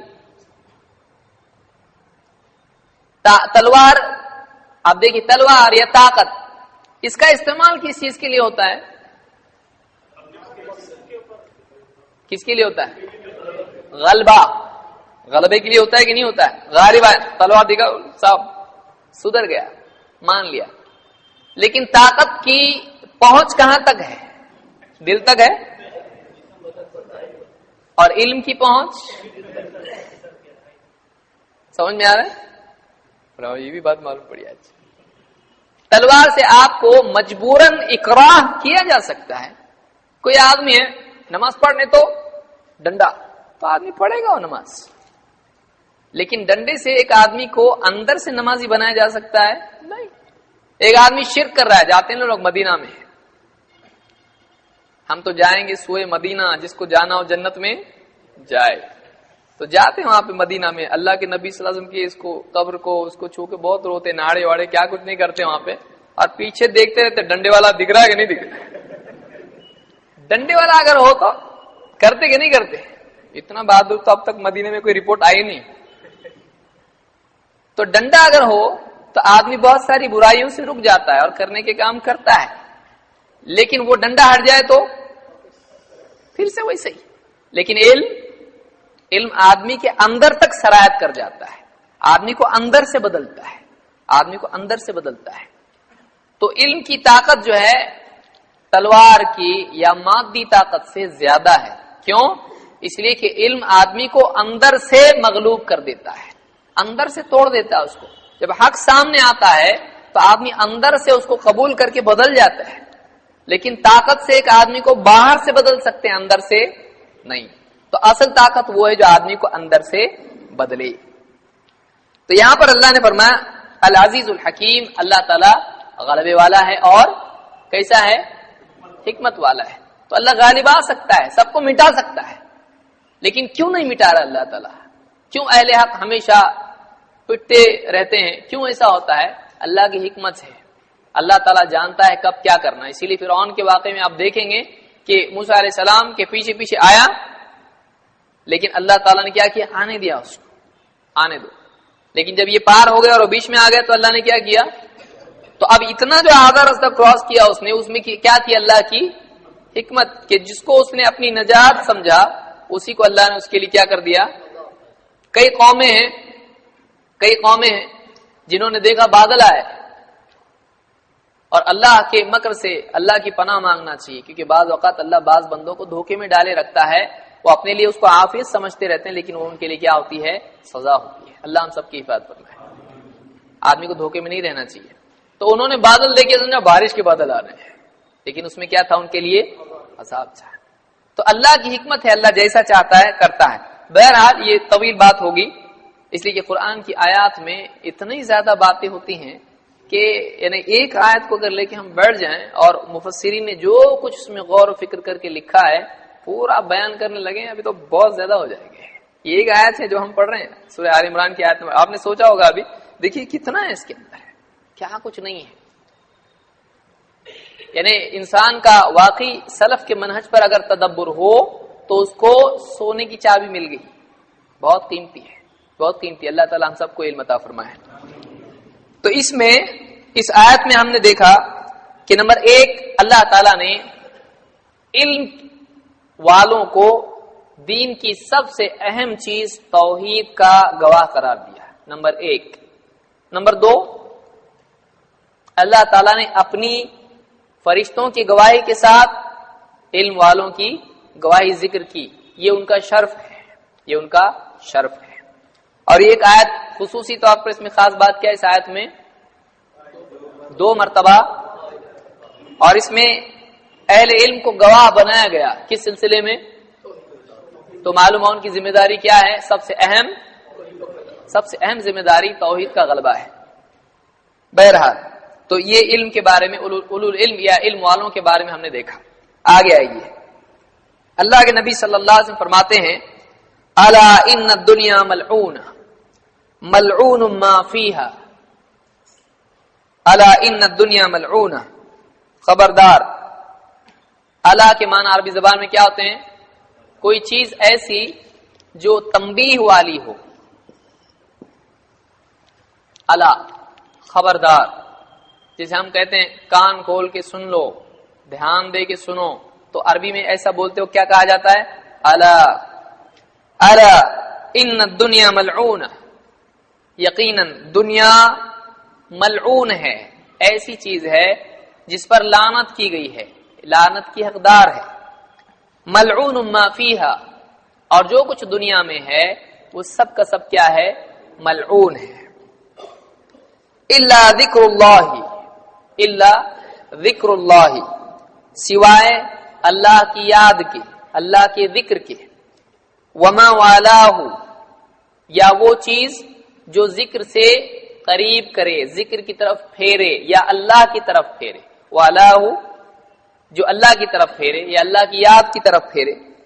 وعالم او متعلم، یا پھر اور عالم یا علم کا سیکھنے والا. متعلم عربی زبان میں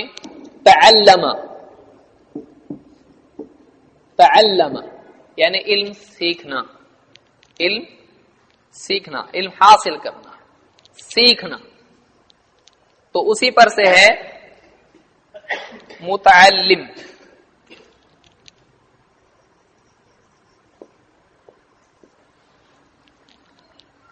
تو دنیا ملعون ہے، دنیا میں جو کچھ ہے سب ملعون ہے سوائے اللہ کے ذکر کے، یا وہ چیز جو اللہ سے جوڑے، اللہ سے قریب کرے، اللہ کے ذکر سے قریب کرے. اور عالم اور متعلم، عالم اور متعلم.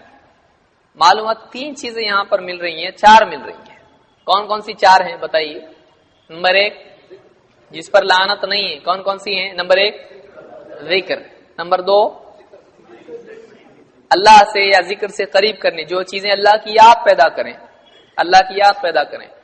نمبر 3 عالم، اور نمبر 4 طالب علم. تو ہم ان میں سے کوئی ایک اگر نہیں ہے، اللہ ہم سب کی حفاظت فرمائے کہ یہ ان کے علاوہ سب کیا ہے؟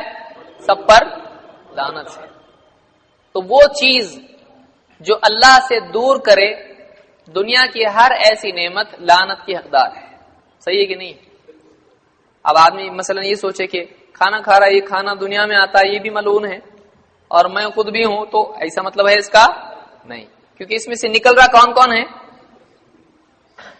اللہ کا ذکر ہے نا، یا وہ جو اس سے جڑا ہوا ہے. تو ذکر سے جڑا ہوا ہے تو ذکر کرنے والا بھی اس میں آ جاتا ہے، اور وہ چیز بھی جو اللہ کے ذکر کی طرف پھیرے. بعض لوگ اس سے وہ لیتے ہیں تسبیح، کیونکہ یہ ذکر سے اس سے قریب کرنے والی ہے. کل کو کوئی قوالی کو بھی ذکر سے قریب کرنے والی ڈالے گا، تو وہ چیزیں نہیں ہوں گی جو غیر شرعی ہوں. ہر ایسی چیز جو اللہ سے قریب کرے، اللہ کی یاد سے قریب کرے، اللہ کی یاد سے جوڑے، وہ سب کی سب کیا ہیں؟ لعنت سے محفوظ ہیں، بچی ہوئی ہیں. اور نمبر 3 اور 4 کیا ہے؟ وعالم او متعلم، عالم یا متعلم. اس سے معلوم ہوتا ہے کہ علم کا مشغلہ ایک انسان کو اللہ کی لعنت سے محفوظ کرتا ہے. کتنی بڑی بات ہے. ایک آدمی بیٹھ کے بیچارہ حدیث پڑھ رہا ہے گھر میں، یا قرآن کی آیتیں سیکھ رہا ہے، یا کسی عالم کے پاس بیٹھ کے سیکھ رہا ہے.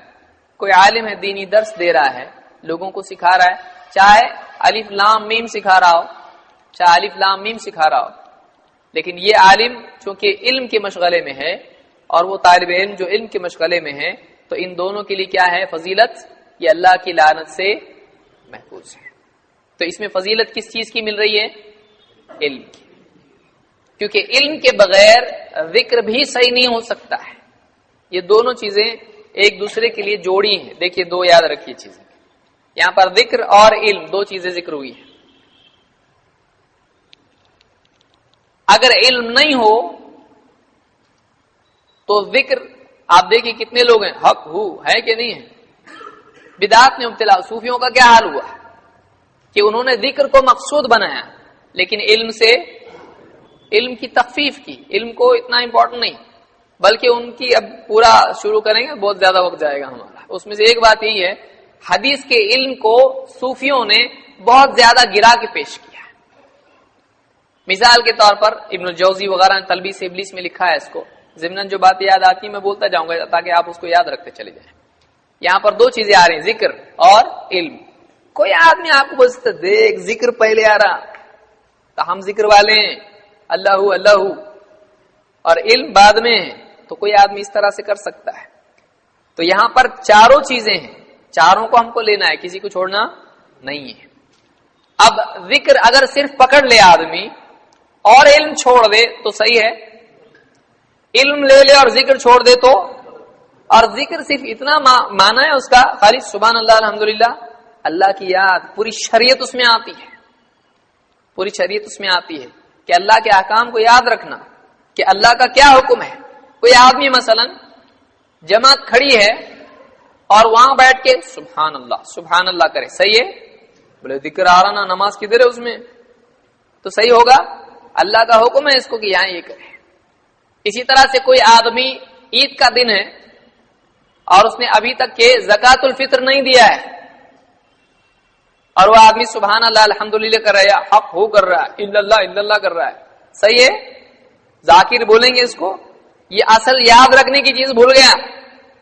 کیونکہ اللہ کو یاد کرنا یہ بھی ضروری ہے، اور اس میں داخل یہ ہے کہ اللہ کے احکام کو بھی یاد رکھے. سمجھ میں آ رہی بات؟ خالی اللہ کو یاد کرنے کا اور اللہ کا حکم بھول جانے کا چلتا ہے؟ اللہ کے حکموں کو بھی یاد رکھنا ضروری ہے، اللہ کے احکام کو بھی یاد رکھنا ضروری ہے. تو دو چیزیں ہیں، ایک ہے ذکر اور دوسرے ہے علم. یہ دو چیزیں حدیث میں آئی ہیں. اگر ذکر کے ساتھ علم نہیں ہو تو بدعات کا وجود ہوگا. مثال کے طور پر علم حدیث کے سلسلے میں صوفیوں نے کیا کہا، ان لوگوں سے حدیث والوں سے پوچھیں گے یہ حدیث تم کو کس نے بیان کی سند کے بارے میں، تو بولتے فلاں نے بیان کی، اور اس سے فلاں نے، اس سے فلاں نے. اب اس سے پوچھا جائے وہ جس نے تم سے بیان کی وہ ہے کیا؟ بولے نہیں، وہ تو مر گیا، اس کی وفات ہو گئی. اور اس سے جس نے بیان کی تھی وہ بھی مر گیا، اور وہ بھی مر گیا. تو دیکھو ان کا علم مردوں سے آیا ہے، لیکن ہمارا علم کہاں سے آ رہا ہے؟ زندہ سے آ رہا ہے. تو بولے ہمارے پاس جو علم ہے وہ کس کا ہے؟ زندہ سے آیا. ان کا علم کہاں سے آیا؟ وہ مر گیا، یہ بھی مرنے والا ہے ابھی. تو اس طرح سے انہوں نے علم کی جو ہے ناقدری کی، خصوصاً علم حدیث کی ناقدری کی. اور بھی کئی اس طرح کی چیزیں، آپ مشہور واقعہ آپ کو معلوم ہوگا، ایک مشہور کتاب میں ہے کہ محدث عبد الرزاق درس دے رہے ہیں، عبد الرزاق ابن الحمام، وہ درس دے رہے ہیں، اور ایک نوجوان گھٹنوں میں سر ڈال کے بیٹھا ہوا ہے. یہ چونکہ علم سے ہی متعلق اس لیے ذکر کر رہا ہوں، اگر مناسبت نہیں ہوتی تو نہیں بتاتا. گھٹنوں میں سر ڈال کے ایک نوجوان مسجد میں ادھر کونے میں بیٹھا ہوا ہے. اب خضر صاحب آئے,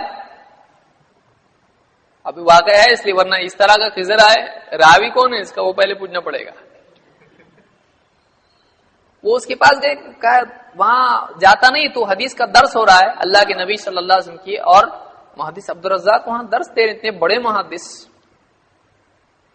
تو انہوں نے کہا سر اٹھائے بغیر, کہا کہ وہاں وہ بیٹھے ہیں جو رزاق کے عبد سے حدیث سنتے ہیں, اور یہاں وہ ہے جو خود رزاق سے سنتا ہے. تو آپ سوچئے, یعنی اس طرح کے ضمنی نبی, کیونکہ ڈائریکٹ اللہ سے سن رہا ہے وہ حدیث, اور وہ سب پاگل لوگ ہیں, وہ تو بیچارے ان کو سند کی ضرورت ہوتی ہے, پھر صحیح ضعیف اور پھر اتنے طرق اور کیا کچھ نہیں. یہاں کیا ہے, نہ طرق ہے نہ کچھ ہے, ایک ہی طریقے ڈائریکٹ ہاٹ لائن. یہ جو جہالت ان کی تھی, اس لیے آپ دیکھیں گے واللہ شرک اور بدعات جو دین میں سب سے بھیانک چیزیں ہیں, اس کا منبع اگر آپ کو ملے گا تو صوفیوں کی زندگی میں ملے گا.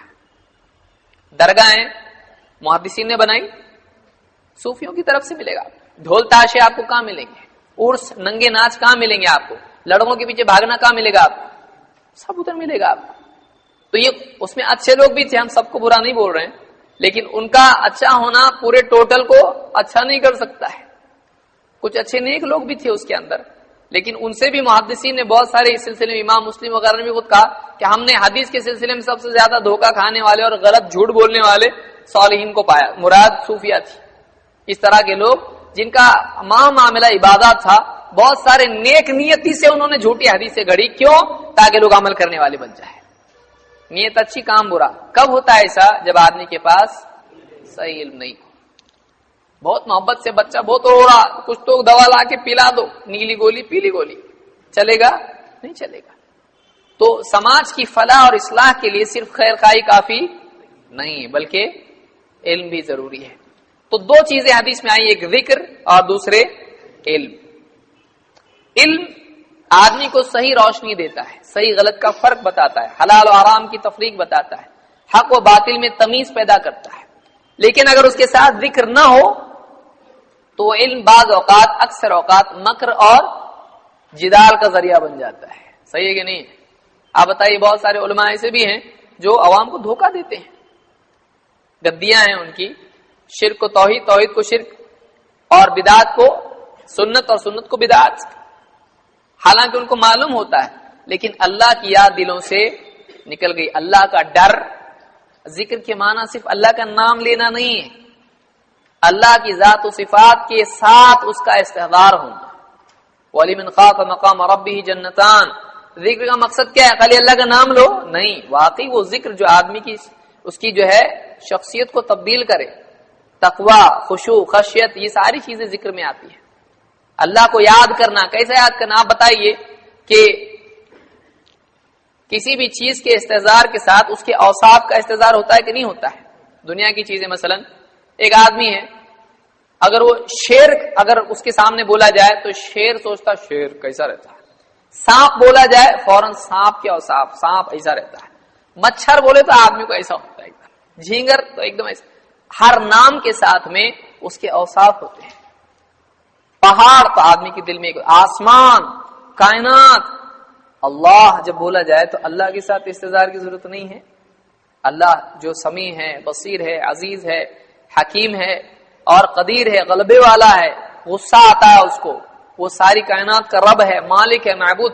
ان سارے اوصاف کے ساتھ اللہ کو جب یاد رکھے گا تو اس کا علم جو ہے, اس کا علم واقعی علم ہوگا, اس کی زندگی میں عمل بھی آئے گا, اس کی زندگی میں عمل بھی آئے گا.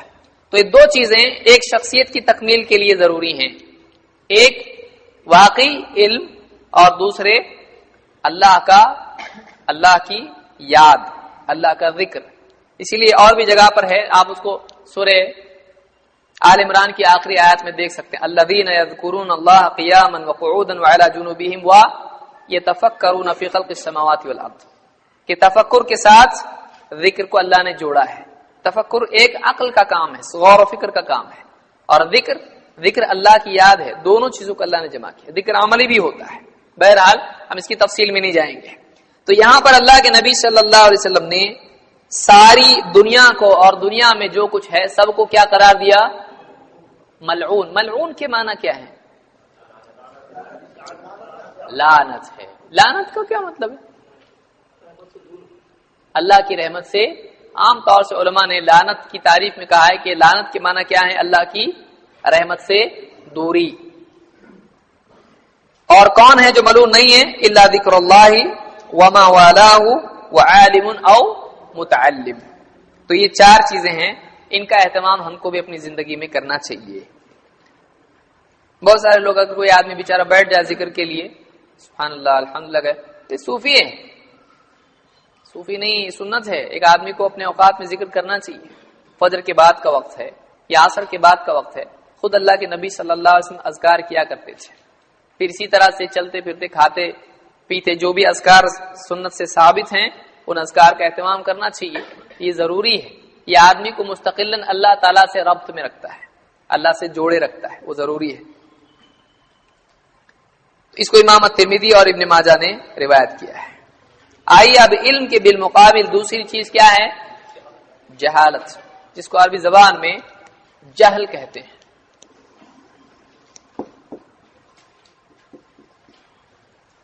جہل. بہت سارے لوگوں سے کہا جائے ذرا اس بارے میں تھوڑا آپ سوچو، دیکھو یہ حدیث ہے یا دین کے بارے میں کچھ کہا جاتا ہے تو جان بچانے کا سب سے اچھا اور آسان طریقہ ان کے پاس کیا ہوتا ہے؟ بھائی ہم تو جاہل ہیں، ہم تو جاہل ہیں. لوگ اس کو دینی گفتگو کرنے یا حق اور باطل کے سمجھنے کے لیے ایک اچھا عذر سمجھتے ہیں کہ کچھ بھی ان کو دین کی بات اگر آپ کرو اور تھوڑا سوچنے کی بات ان کے سامنے کرو تو فوراً کیا کہتے بھائی یہ تو عالم علماء کا کام ہے، اور ہم نہ عالم ہیں نہ علماء ہیں، اور ہم کیا ہیں؟ جاہل ہیں. تو ہم دین کی بات زیادہ اس میں ہم ڈیپ نہیں جانا چاہتے ہیں. ڈیپ جانا غلط ہے. تو اس طرح کی ذہنیت بہت سارے لوگوں کی ہوتی ہے. تو جاہل ہونا اچھا ہے کیا؟ اچھا ہے نا. اجنانات سکھ بولتے ہیں نا جسے مراٹھی میں. بہت سارے لوگوں کی بہت اس میں لاجک ہوتا ہے. بولتے دیکھو علماء اگر علم آئے گا قیامت کے دن 5 سوال ہیں. کون کون سے سوال ہیں؟ کون بتائے گا؟ قیامت کے 5 سوال کون سے ہیں؟ کلمہ پڑھا تھا کہ نہیں، نماز پڑھا تھا کہ نہیں، زکات دیا تھا کہ نہیں، حج کیا تھا کہ نہیں، اور روزہ رکھا تھا کہ نہیں. یہی نا 5 سوال کیا ہیں؟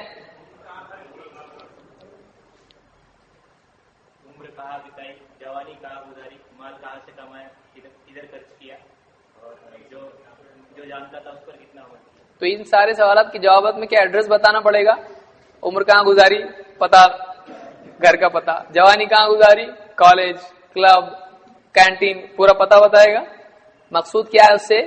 یعنی وہ ڈانٹ کے طور پر، محاسبے کے طور پر ہوگا کیا کیا. جیسے ایک مالک پوچھتا ہے کسی کیا کیا اتنے پیسے کا، تو بتائے گا چائے پیا، جوا کھیلا، یہ کرے گا. وہ ڈانٹ کے طور پر ہوتا ہے. کیا کیا بتا. تو محاسبہ اللہ کو نہیں معلوم ایسا ہے، وہ محاسبے کے طور پر ہوگا کہ عمر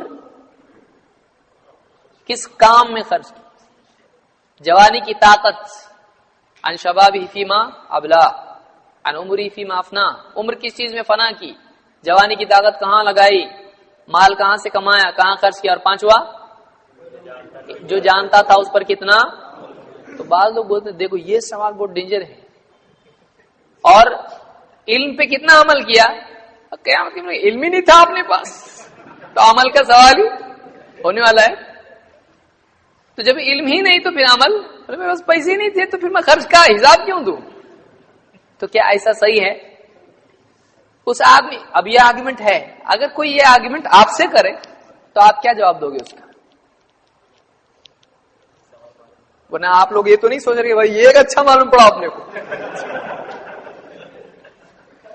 اگلے درس سے میں بھی نہیں آتا، معلوم پڑا تو عمل بھی کرنا پڑے. ایک درس پسند آئی بات، ایک درس میں ایک بات بہت اچھی لگی، علم نہیں عمل کا بھی محاسبہ نہیں. ایسے صحیح ہے؟ کیا بولیں گے آپ؟ ہاں لیکن کوئی آپ سے کہتا ہے کہ بھائی جب علم آئے گا تو عمل بھی کرنا پڑے گا، اس لیے عمل ہی علم ہی حاصل نہیں کریں گے تو مسئلہ ہی ختم، تو کیا کریں گے اس کو؟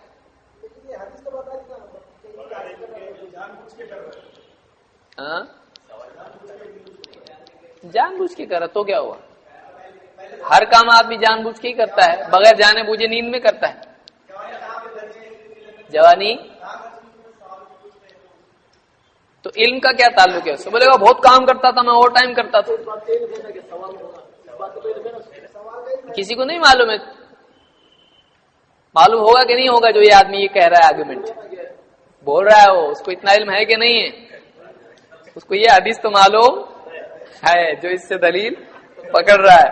5 سوال ہونے والے ہیں، مال کہاں سے کمایا، پوری زندگی اس میں آ جاتی، عمر کہاں کھپائی، جوانی کی طاقت کہاں خرچ کی، اور مال کہاں سے کمایا، کہاں خرچ کیا، اور جو جانتا تھا اس پہ کتنا عمل کیا۔ تو ایک تو چلو چھوٹ گیا بیٹا، 4 عمر کا اور جوانی کا سوال اس کو ہے کہ نہیں ہے، یہ تو معلوم پڑ گیا نا۔ تو اس کو بولنے کا بھائی باقی تو چھوڑ دو، یہ 4 سوال کا علم تو تیرے کو ہے نا، اس کا محاسبہ ہونے والا ہے کہ تیری عمر اور تیری جوانی کہاں گئی، مال کا تیرا سوال، اب تیرے کو جواب اتنا تو دینا ہی ہے۔ اور دوسری بات یہ کہ آدمی کو اتنا تو معلوم ہے کہ علم حاصل کرنا ضروری ہے، اس کا اتنا تو محاسبہ ہو سکتا ہے کہ تو نے علم کیوں حاصل نہیں کیا جو معلوم تھا جب علم ضروری ہے۔ دنیا کی کوئی چیز بھی آدمی کرنا چاہتا ہے اس سے پہلے اس کا علم حاصل کرتا ہے، گاڑی چلانا، کھانا بنانا، کوئی مشین چالو کرنا بند کرنا، اس کا علم آدمی کو معلوم ہوتا ہے، کچھ کرنا ہے اگر تو اس کا علم ضروری ہے۔ تو جتنا دین ہے اللہ کا، دین پر چلنا ضروری ہے، اس کو معلوم تھا اور اس کے لیے علم ضروری تھا، تو پھر جب علم حاصل نہیں کیا تو ڈبل پکڑ ہوگی۔ کیوں؟ ایک عمل نہیں کیا کیونکہ معلوم نہیں تو عمل بھی نہیں کیا، اور دوسرے علم بھی حاصل نہیں کیا، تو عمل نہیں کرنے کی پکڑ الگ، علم حاصل نہیں کرنے کی پکڑ الگ۔ اور جو اعمال کیے ہوں علم کے بغیر اگر وہ غلط نکلے تو وہ بھی برباد۔ تو بتائیے آدمی برباد ہوگا کہ نہیں ہوگا؟ کیسی بربادی ہے؟ تو بعض لوگ کہتے ہیں کہ ہم جاہل ہیں، یہ بولنا مناسب نہیں ہے۔ ایسے لوگوں کو اگر کوئی آدمی کہہ کے بلائے او جاہل بھائی ذرا ادھر آؤ نا، یہ بکسا اٹھانے میں تھوڑی مدد کرو، پسند آئے گا اس کو؟ نہیں آئے گا۔ کیوں؟ اس لیے کہ انسان کی فطرت میں ہے کہ اس کو جاہل کہا جائے تو اس کو اچھا نہیں لگتا۔ کوئی آگے پوچھے آپ کی مجلس میں کتنے جاہل ہیں ذرا باہر بھیجو، تو کہے کہ آپ اٹھو آپ اٹھو آپ اٹھو، اگر کرنے لگے اور میرا نام کیوں لیا، اس میں جاہل دکھتا، بولے آپ تو بولے تھے میں جاہل، پسند آئے گا اس کو؟ نہیں آئے گا۔ تو انسان نہیں چاہتا ہے جاہل کہلانا، تو آدمی جاہل بننا کیوں پسند کرتا ہے؟ دیکھیے آدمی جاہل کہلا ہے یہ مصیبت نہیں ہے، جاہل بنے بڑی مصیبت ہے، کیونکہ کسی آدمی کو لوگ جاہل سمجھتے ہیں، وہ جانکار ہے، چل رہی اس کی گاڑی اچھی، کوئی مسئلہ نہیں، جب اس کو کچھ کرنا ہوگا صحیح کرے گا۔ کوئی آدمی ہے ڈرائیونگ جانتا ہے لیکن لوگوں کو معلوم نہیں ہے کہ ڈرائیور ہے، چلاتا ہے گاڑی، کوئی پرابلم ہے اس کو؟ کوئی پرابلم نہیں ہے۔ جب گاڑی چلانے کا وقت آئے گا وہ صحیح چلائے گا کہ نہیں چلائے گا؟ لیکن ایک آدمی کو لوگ ڈرائیور سمجھتے ہیں، اس کو گاڑی چلانا آتا، اب بولے ذرا آپ چلو بٹھاؤ، تو اب چلائے گا تو کیا ہوگا؟ تو جاہل کہلانا، یہ کوئی بول دے اس کو جاہل تو اس کا کیا جاتا ہے، وہ دوسرے نے بولا اس کو، لیکن ایک آدمی جاہل بنے یہ اور زیادہ ڈینجر ہے، کیونکہ جب عمل کا وقت آئے گا تو مصیبت ہوگی۔ بعض لوگ کہتے ہیں اتنا عمل ہے، کون عمل کرتا ہے، علم کیوں حاصل کرنے کا اتنا ہے؟ آپ بتائیے ایک آدمی ہے اس کے پاس علم نہیں ہے، وہ عمل کرنا شروع کیا تو کیا کرے گا؟ غلطیاں کرے گا یا نہیں کرے گا؟ لیکن ایک آدمی عمل نہیں کرتا ہے اور اس کے پاس علم ہے، چلو آج عمل نہیں کر رہا ہے، کل کوئی بیان سنا اس نے، اس کے دل میں عمل کا جذبہ آیا، جب عمل شروع کرے گا تو اس کا عمل صحیح ہوگا کہ غلط ہوگا؟ ہے کہ نہیں؟ ایک آدمی تیرنا سیکھ لے، آج نہیں تیر رہا ہے وہ ٹھیک ہے، لیکن کل تیرے گا تو، لیکن آدمی تیرنا سیکھا نہیں اور اس کو جذبہ آیا، اتنے سب لوگ تیر رہے اور میں بیٹھوں ادھر کنارے، کھودو بسم اللہ واللہ اکبر، یا غوث المدد بھی کام تو نہیں سیکھا اس نے، لیکن عمل پہ آیا، ہلاک ہوگا کہ نہیں ہوگا؟ لیکن ایک آدمی سیکھ کے بیٹھا ہوا ہے، آج عمل نہیں بھی کر رہا، برا ہے یہ آدمی، لیکن جس دن عمل کرے گا صحیح عمل کرے گا کہ نہیں کرے گا. تو علم لے لینا اچھی چیز ہے. بہت سارے لوگ علم کیوں نہیں لیتے ہیں؟ وہ تو اتنا علم، اتنا جتنا ہے اس پہ عمل نہیں ہو رہا، اور کیا حاصل کرنے کا. یہ شیطان کی طرف سے دھوکہ ہے. کیوں؟ کم سے کم یہ علم حاصل کر کے اگلی نسل کے لیے تو محفوظ کر سکتا ہے. کیا ہر آدمی پورے علم پہ عمل کر لیتا ہے؟ اور جتنا آج ہے آگے کا نہیں چاہیے، اس پہ ہو رہا عمل. کون آدمی جو بولتا میں ٹوٹل علم پہ عمل کرتا ہوں؟ کوئی بھی نہیں ہوتا اس سے. تو علم کی حفاظت ہی کی نیت سے کم آدمی علم حاصل کرے، اور بہت ممکن ہے یہی علم اس کو عمل پر بھی ڈالے گا، یہی علم اس کو عمل پر بھی ڈالے گا.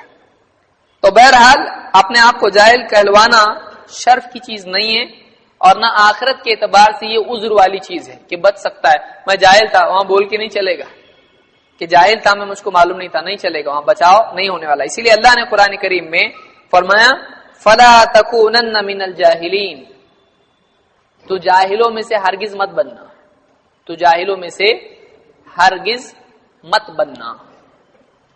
جہل کی کتنی قسمیں ہیں؟ 2 بار 2 ہیں.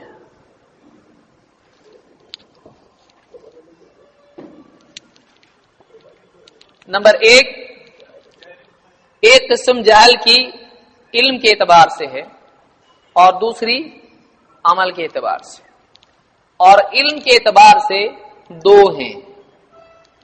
ایک ہے جہل بسیط، دوسری ہے جہل مرکب.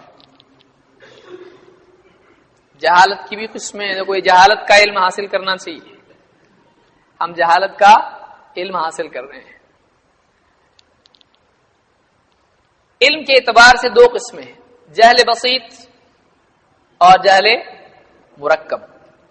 جہل بسیط کیا ہے کہ ایک آدمی جب پیدا ہوتا ہے، ایک انسان پیدا ہوتا ہے، تو پی ایچ ڈی پیدا ہوتا نہ ہو، سب معلوم رہتا اس کو بخاری میں کون سی حدیث کدھر ہے، رہتا ایسا نہیں رہتا اس کو. تو انسان کی ابتدائی حالت کیا ہے؟ واللہ اخرجکم من بطون امہاتکم لا تعلمون شیئا، اللہ تمہاری ماؤں کے پیٹوں سے تم کو اس حال میں نکالتا ہے کہ تم کچھ نہیں جانتے. تو آدمی کی بنیادی حالت کیا ہے؟ نہیں معلوم. اس حالت کو کیا بولتے ہیں؟ جہل بسیط، کہ ایک انسان کو نہیں معلوم ہوتا ہے، پھر وہ سیکھتے سیکھتے سیکھتا ہے. انما العلم بالتعلم، حدیث میں جیسا کہ علم سیکھنے سے آتا ہے، علم تعلم سے آتا ہے. لیکن جہل مرکب کیا ہے کہ ایک آدمی ایک غلط چیز کو صحیح سمجھ لے، ایک غلط چیز کو صحیح سمجھ لے اور پورے یقین کے ساتھ اس کو صحیح سمجھتا ہو. یہ کیا ہے؟ جہل مرکب.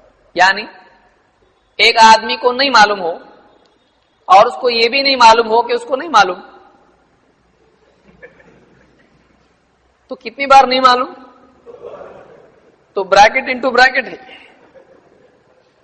بولتے ہیں سمپل انٹرسٹ، کمپاؤنڈ انٹرسٹ. تو یہ جہل مرکب ہے، یہ کہ جہالت ہے اور جہالت سے جہالت ہے، جہالت سے بھی جہالت. وہ اپنی جہالت سے جاہل ہے، اس کو اپنی جہالت کا علم نہیں ہے. یہ بھی انسان کی خیر ہوتی ہے کہ اس کو اپنی جہالت کا علم ہو. یہ خیر ہے کہ شر ہے؟ شر ہے کہ خیر ہے؟ ایک آدمی کو اپنی جہالت کا احساس ہو، صحیح ہے کہ غلط ہے؟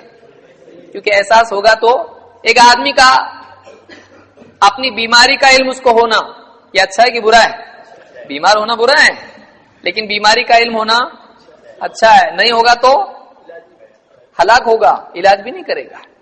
تو جہل بسیط میں اکثر آدمی کو اپنی جہالت کا احساس ہوتا ہے، نہیں معلوم، اپنے کو سیکھنا پڑے گا. لیکن جہل مرکب میں کیا ہوتا ہے؟ جو میرے کو معلوم ہے وہی صحیح ہے، یہ سب غلط ہے.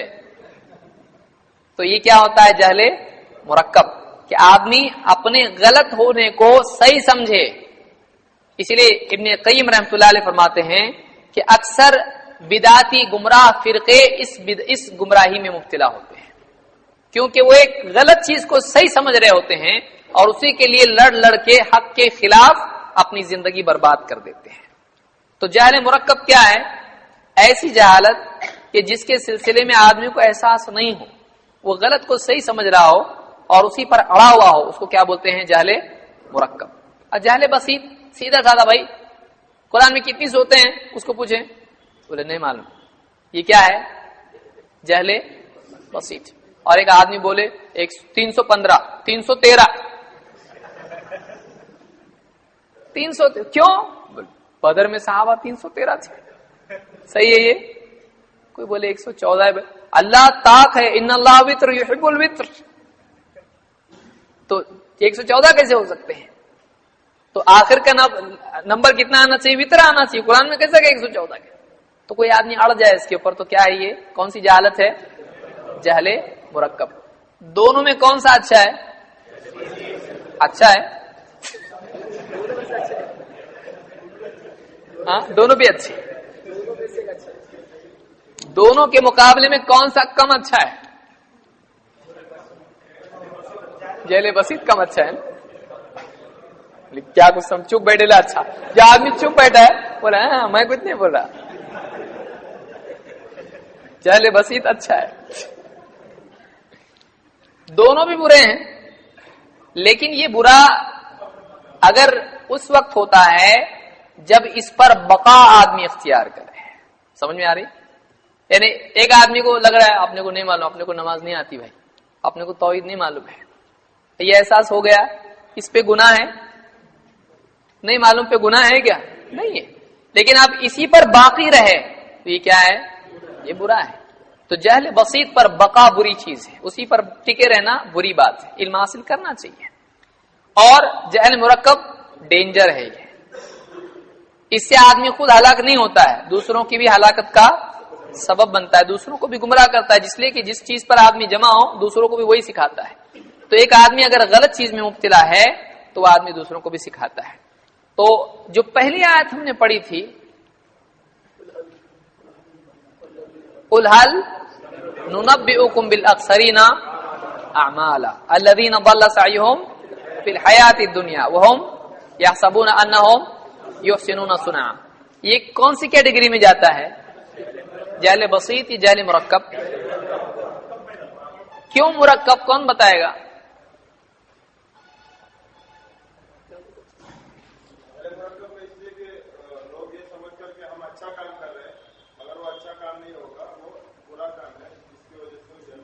کس کے نزدیک برا ہے؟ اللہ کے نزدیک برا ہے، لیکن لوگوں کے نزدیک اچھا ہے۔ تو اچھا واقعی کون سا ہوتا ہے؟ جو لوگوں کے نزدیک اچھا ہو یا اللہ کے نزدیک؟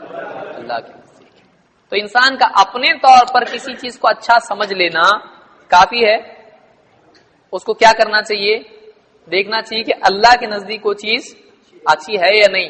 تو یہ کیسے معلوم پڑے گا؟ جب آدمی علم حاصل کرے گا، ورنہ آدمی جہل مرکب میں مبتلا ہوگا، جو جہالت کی بری قسم ہے۔ اور یہ جو جہالت یہاں ہوتی ہے، یعنی جو علم کا تقاضا ہے آدمی اس کو پورا نہ کرے تو یہ بھی کیا ہوتا ہے؟ جہالت میں شمار ہوتا ہے۔ یعنی علم جو اس سے چاہتا ہے، علم آ گیا، علم جو اس سے چاہتا ہے اگر وہ نہیں کرے، جیسے 5 وقت کی نماز فرض ہے، معلوم پڑ گیا، اب 5 وقت کی نماز نہیں پڑھ رہا ہے، تو یہ کیا ہے؟ یہ کون سا عمل ہے؟ جہالت والا عمل ہے، یہ بھی جہالت میں شمار ہوتا ہے۔ اس لیے جہالت 2 طرح کی ہوتی ہے، ایک علم سے متعلق اور عمل والی جہالت کیا ہے؟ کہ جو کرنا چاہیے وہ نہیں کر رہا ہے یا غلط کر رہا ہے، وہ بھی کیا ہوتا ہے؟ جہالت۔ اسی لیے اللہ تعالیٰ نے من عمل منکم سوءا بجہالۃ، اللہ نے کہا جو برائی کرے جہالت سے، اللہ نے کیا کہا؟ برائی کرے کیسے؟ جہالت سے۔ یعنی وہ برائی، ہر برائی کیا ہوتی ہے؟ جہالت ہوتی ہے، کیونکہ وہ عملی جہالت ہے، عملی جہالت۔ دیکھیں علمی جہالت کیا ہے؟ جو معلوم ہونا چاہیے تھا وہ نہیں معلوم، اور عملی جہالت کیا ہے؟ جو کرنا چاہیے تھا وہ نہیں کیا۔ تو علمی جہالت یہ کہ جو معلوم ہونا چاہیے وہ نہیں معلوم یا غلط معلوم، اور عملی جہالت یہ ہے کہ جو کرنا چاہیے وہ نہیں کیا یا غلط کیا۔ سمجھ میں آیا؟ تو یہ جہالت سے متعلق ہے۔ آخری چیز ہم دیکھیں گے، یہ آیت تو آپ جانتے ہیں، آپ اس کو پہلے سمجھا چکا ہوں، میں پھر سے نہیں سمجھاؤں گا۔ قُلْ هَلْ نُنَبِّئُكُمْ بِالْأَخْسَرِينَ أَعْمَالًا، کہ علم کے بغیر کیا ہو سکتا ہے؟ حسن بصری تابعین میں سے ہیں، کہتے ہیں العامل علی غیر علم کالسالک علی غیر طریق، علم کے بغیر عمل کرنے والا اس کی مثال ایسی ہے جیسے راستہ چھوڑ کر چلنے والا۔ چلنا کس پہ چاہیے؟ راستے پہ۔ کون سا راستہ؟ صراط مستقیم۔ علم کے بغیر عمل کرنے والا ایسا ہی ہے جیسے راستہ چھوڑ کر چلنے والا۔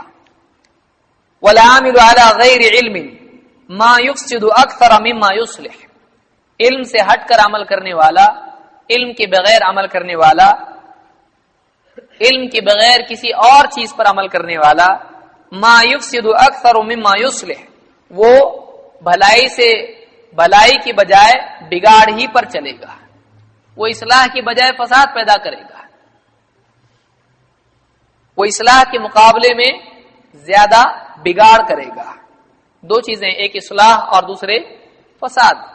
ایک اصلاح کا مطلب ٹھیک ہونا، ٹھیک کرنا، اور فساد کا مطلب بگاڑ دینا۔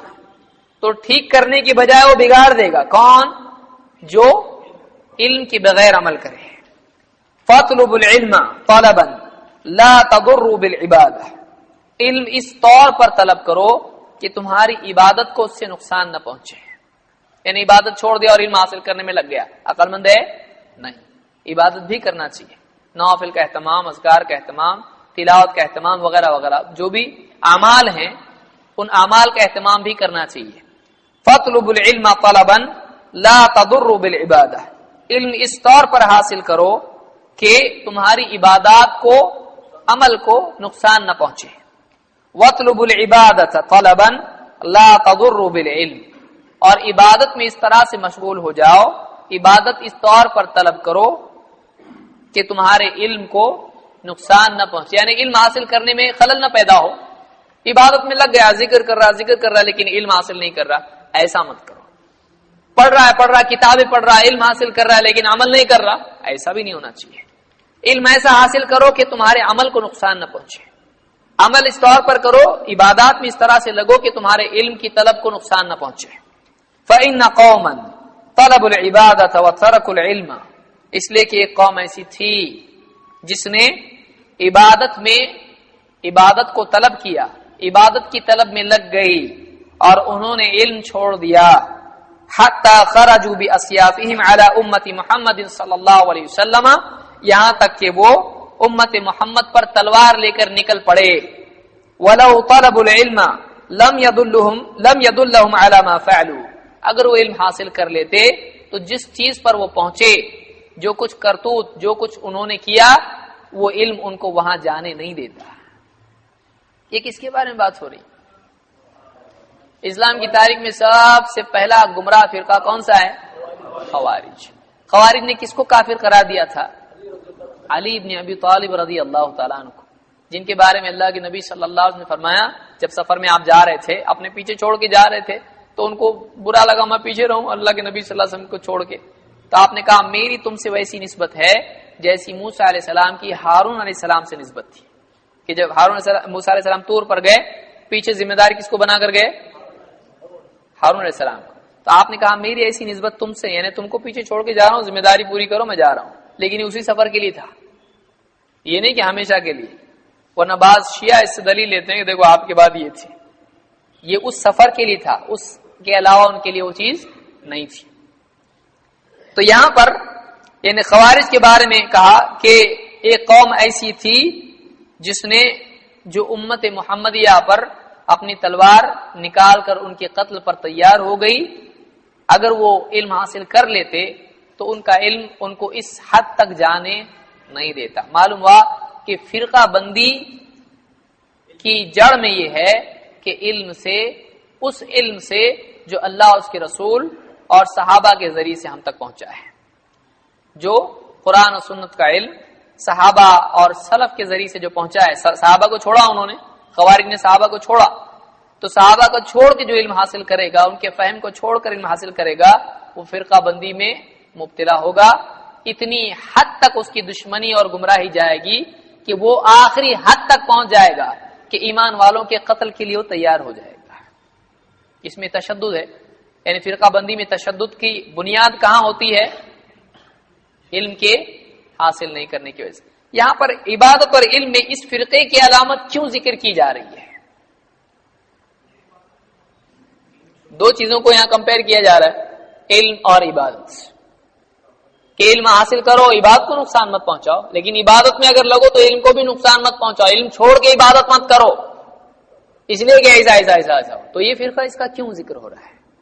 اللہ کے نبی صلی اللہ علیہ وسلم نے صحابہ سے کہا تھا کہ تم خوارج کی نمازوں کو دیکھ کر اپنی نمازوں کو کم سمجھو گے، ایسی نماز پڑھیں گے وہ لوگ. لیکن نماز پڑھ کے گمراہ ہونا آدمی کو ہلاکت سے بچا سکتا ہے؟ تو کسی بھی فرقے کے بعض اعمال کو دیکھ کر دھوکہ نہیں کھانا چاہیے. کیا نماز پڑھتے وہ لوگ، کیا اللہ اللہ کرتے، روتے آنسو، یا رسول اللہ رو رہا، یا دعا میں اللہ امت کا کیا ہوگا. تو کسی کے اعمال کو دیکھ کر دھوکہ نہیں کھانا چاہیے. اس لیے کہ خوارج جو پہلا فرقہ ہے، اللہ کے نبی صلی اللہ علیہ وسلم کس سے کہہ رہے ہیں؟ صحابہ سے کہہ رہے ہیں کہ تم ان کی نمازوں کو دیکھ کر اپنی نمازوں کو کمتر سمجھو گے، اور بھی اعمال آپ نے ذکر کی ہے. تو یعنی اتنا عمل کرنے والے وہ لوگ تھے، لیکن علم صحیح تھا نہیں تھا. تو گمراہ اگر آدمی ہو جائے تو پھر سارے اعمال کر کے بھی کچھ فائدہ نہیں ہے. کیوں؟ خوارج کے بارے میں ایک بہت سخت لفظ اللہ کے نبی صلی اللہ علیہ وسلم نے استعمال کیا. آپ نے کہا یہ جہنم کے کتے ہیں. سننے کو اچھا لگتا، لیکن اللہ کے نبی صلی اللہ علیہ وسلم نے کتنا سختی سے بولے. آپ سوچیں کتنی نفرت ہوگی آپ کو خوارج سے. یہ پہلا فرقہ تھا اسلام کی تاریخ میں. اللہ ہم سب کی اس طرح کی گمراہیوں سے حفاظت فرمائے. تو اس لیے علم کے بغیر عبادت میں لگنا یہ آدمی کو گمراہ کرتا ہے. اس لیے علم کے ساتھ عبادت میں لگنا چاہیے، اور عبادت میں نہیں لگنا علم کے بعد یہ بھی گمراہی ہے. علم علم علم اور عبادت نہیں، یہ بھی کیا ہے؟ یہ بھی گمراہی ہے. تو ان دونوں چیزوں کو جمع کرنا چاہیے، علم اور عمل. یہ کامیابی ہے جو صحابہ کی زندگی میں ہم کو دیکھنے ملتی ہے کہ انہوں نے علم اور عمل دونوں چیزوں کو جمع کیا. اللہ تعالیٰ اس پر ہم کو عمل کی توفیق عطا فرمائے. اگلے درس میں ہم انشاءاللہ اس سے آگے توحید اور صحیح عقیدے کی اہمیت وغیرہ جو ہمارے عناوین ہیں اس پر ہم گفتگو کریں گے. اور اگلے درس میں تیاری کر کے آئیں، جو آج پڑھا گیا ہے اس کی تیاری کر کے آئیں.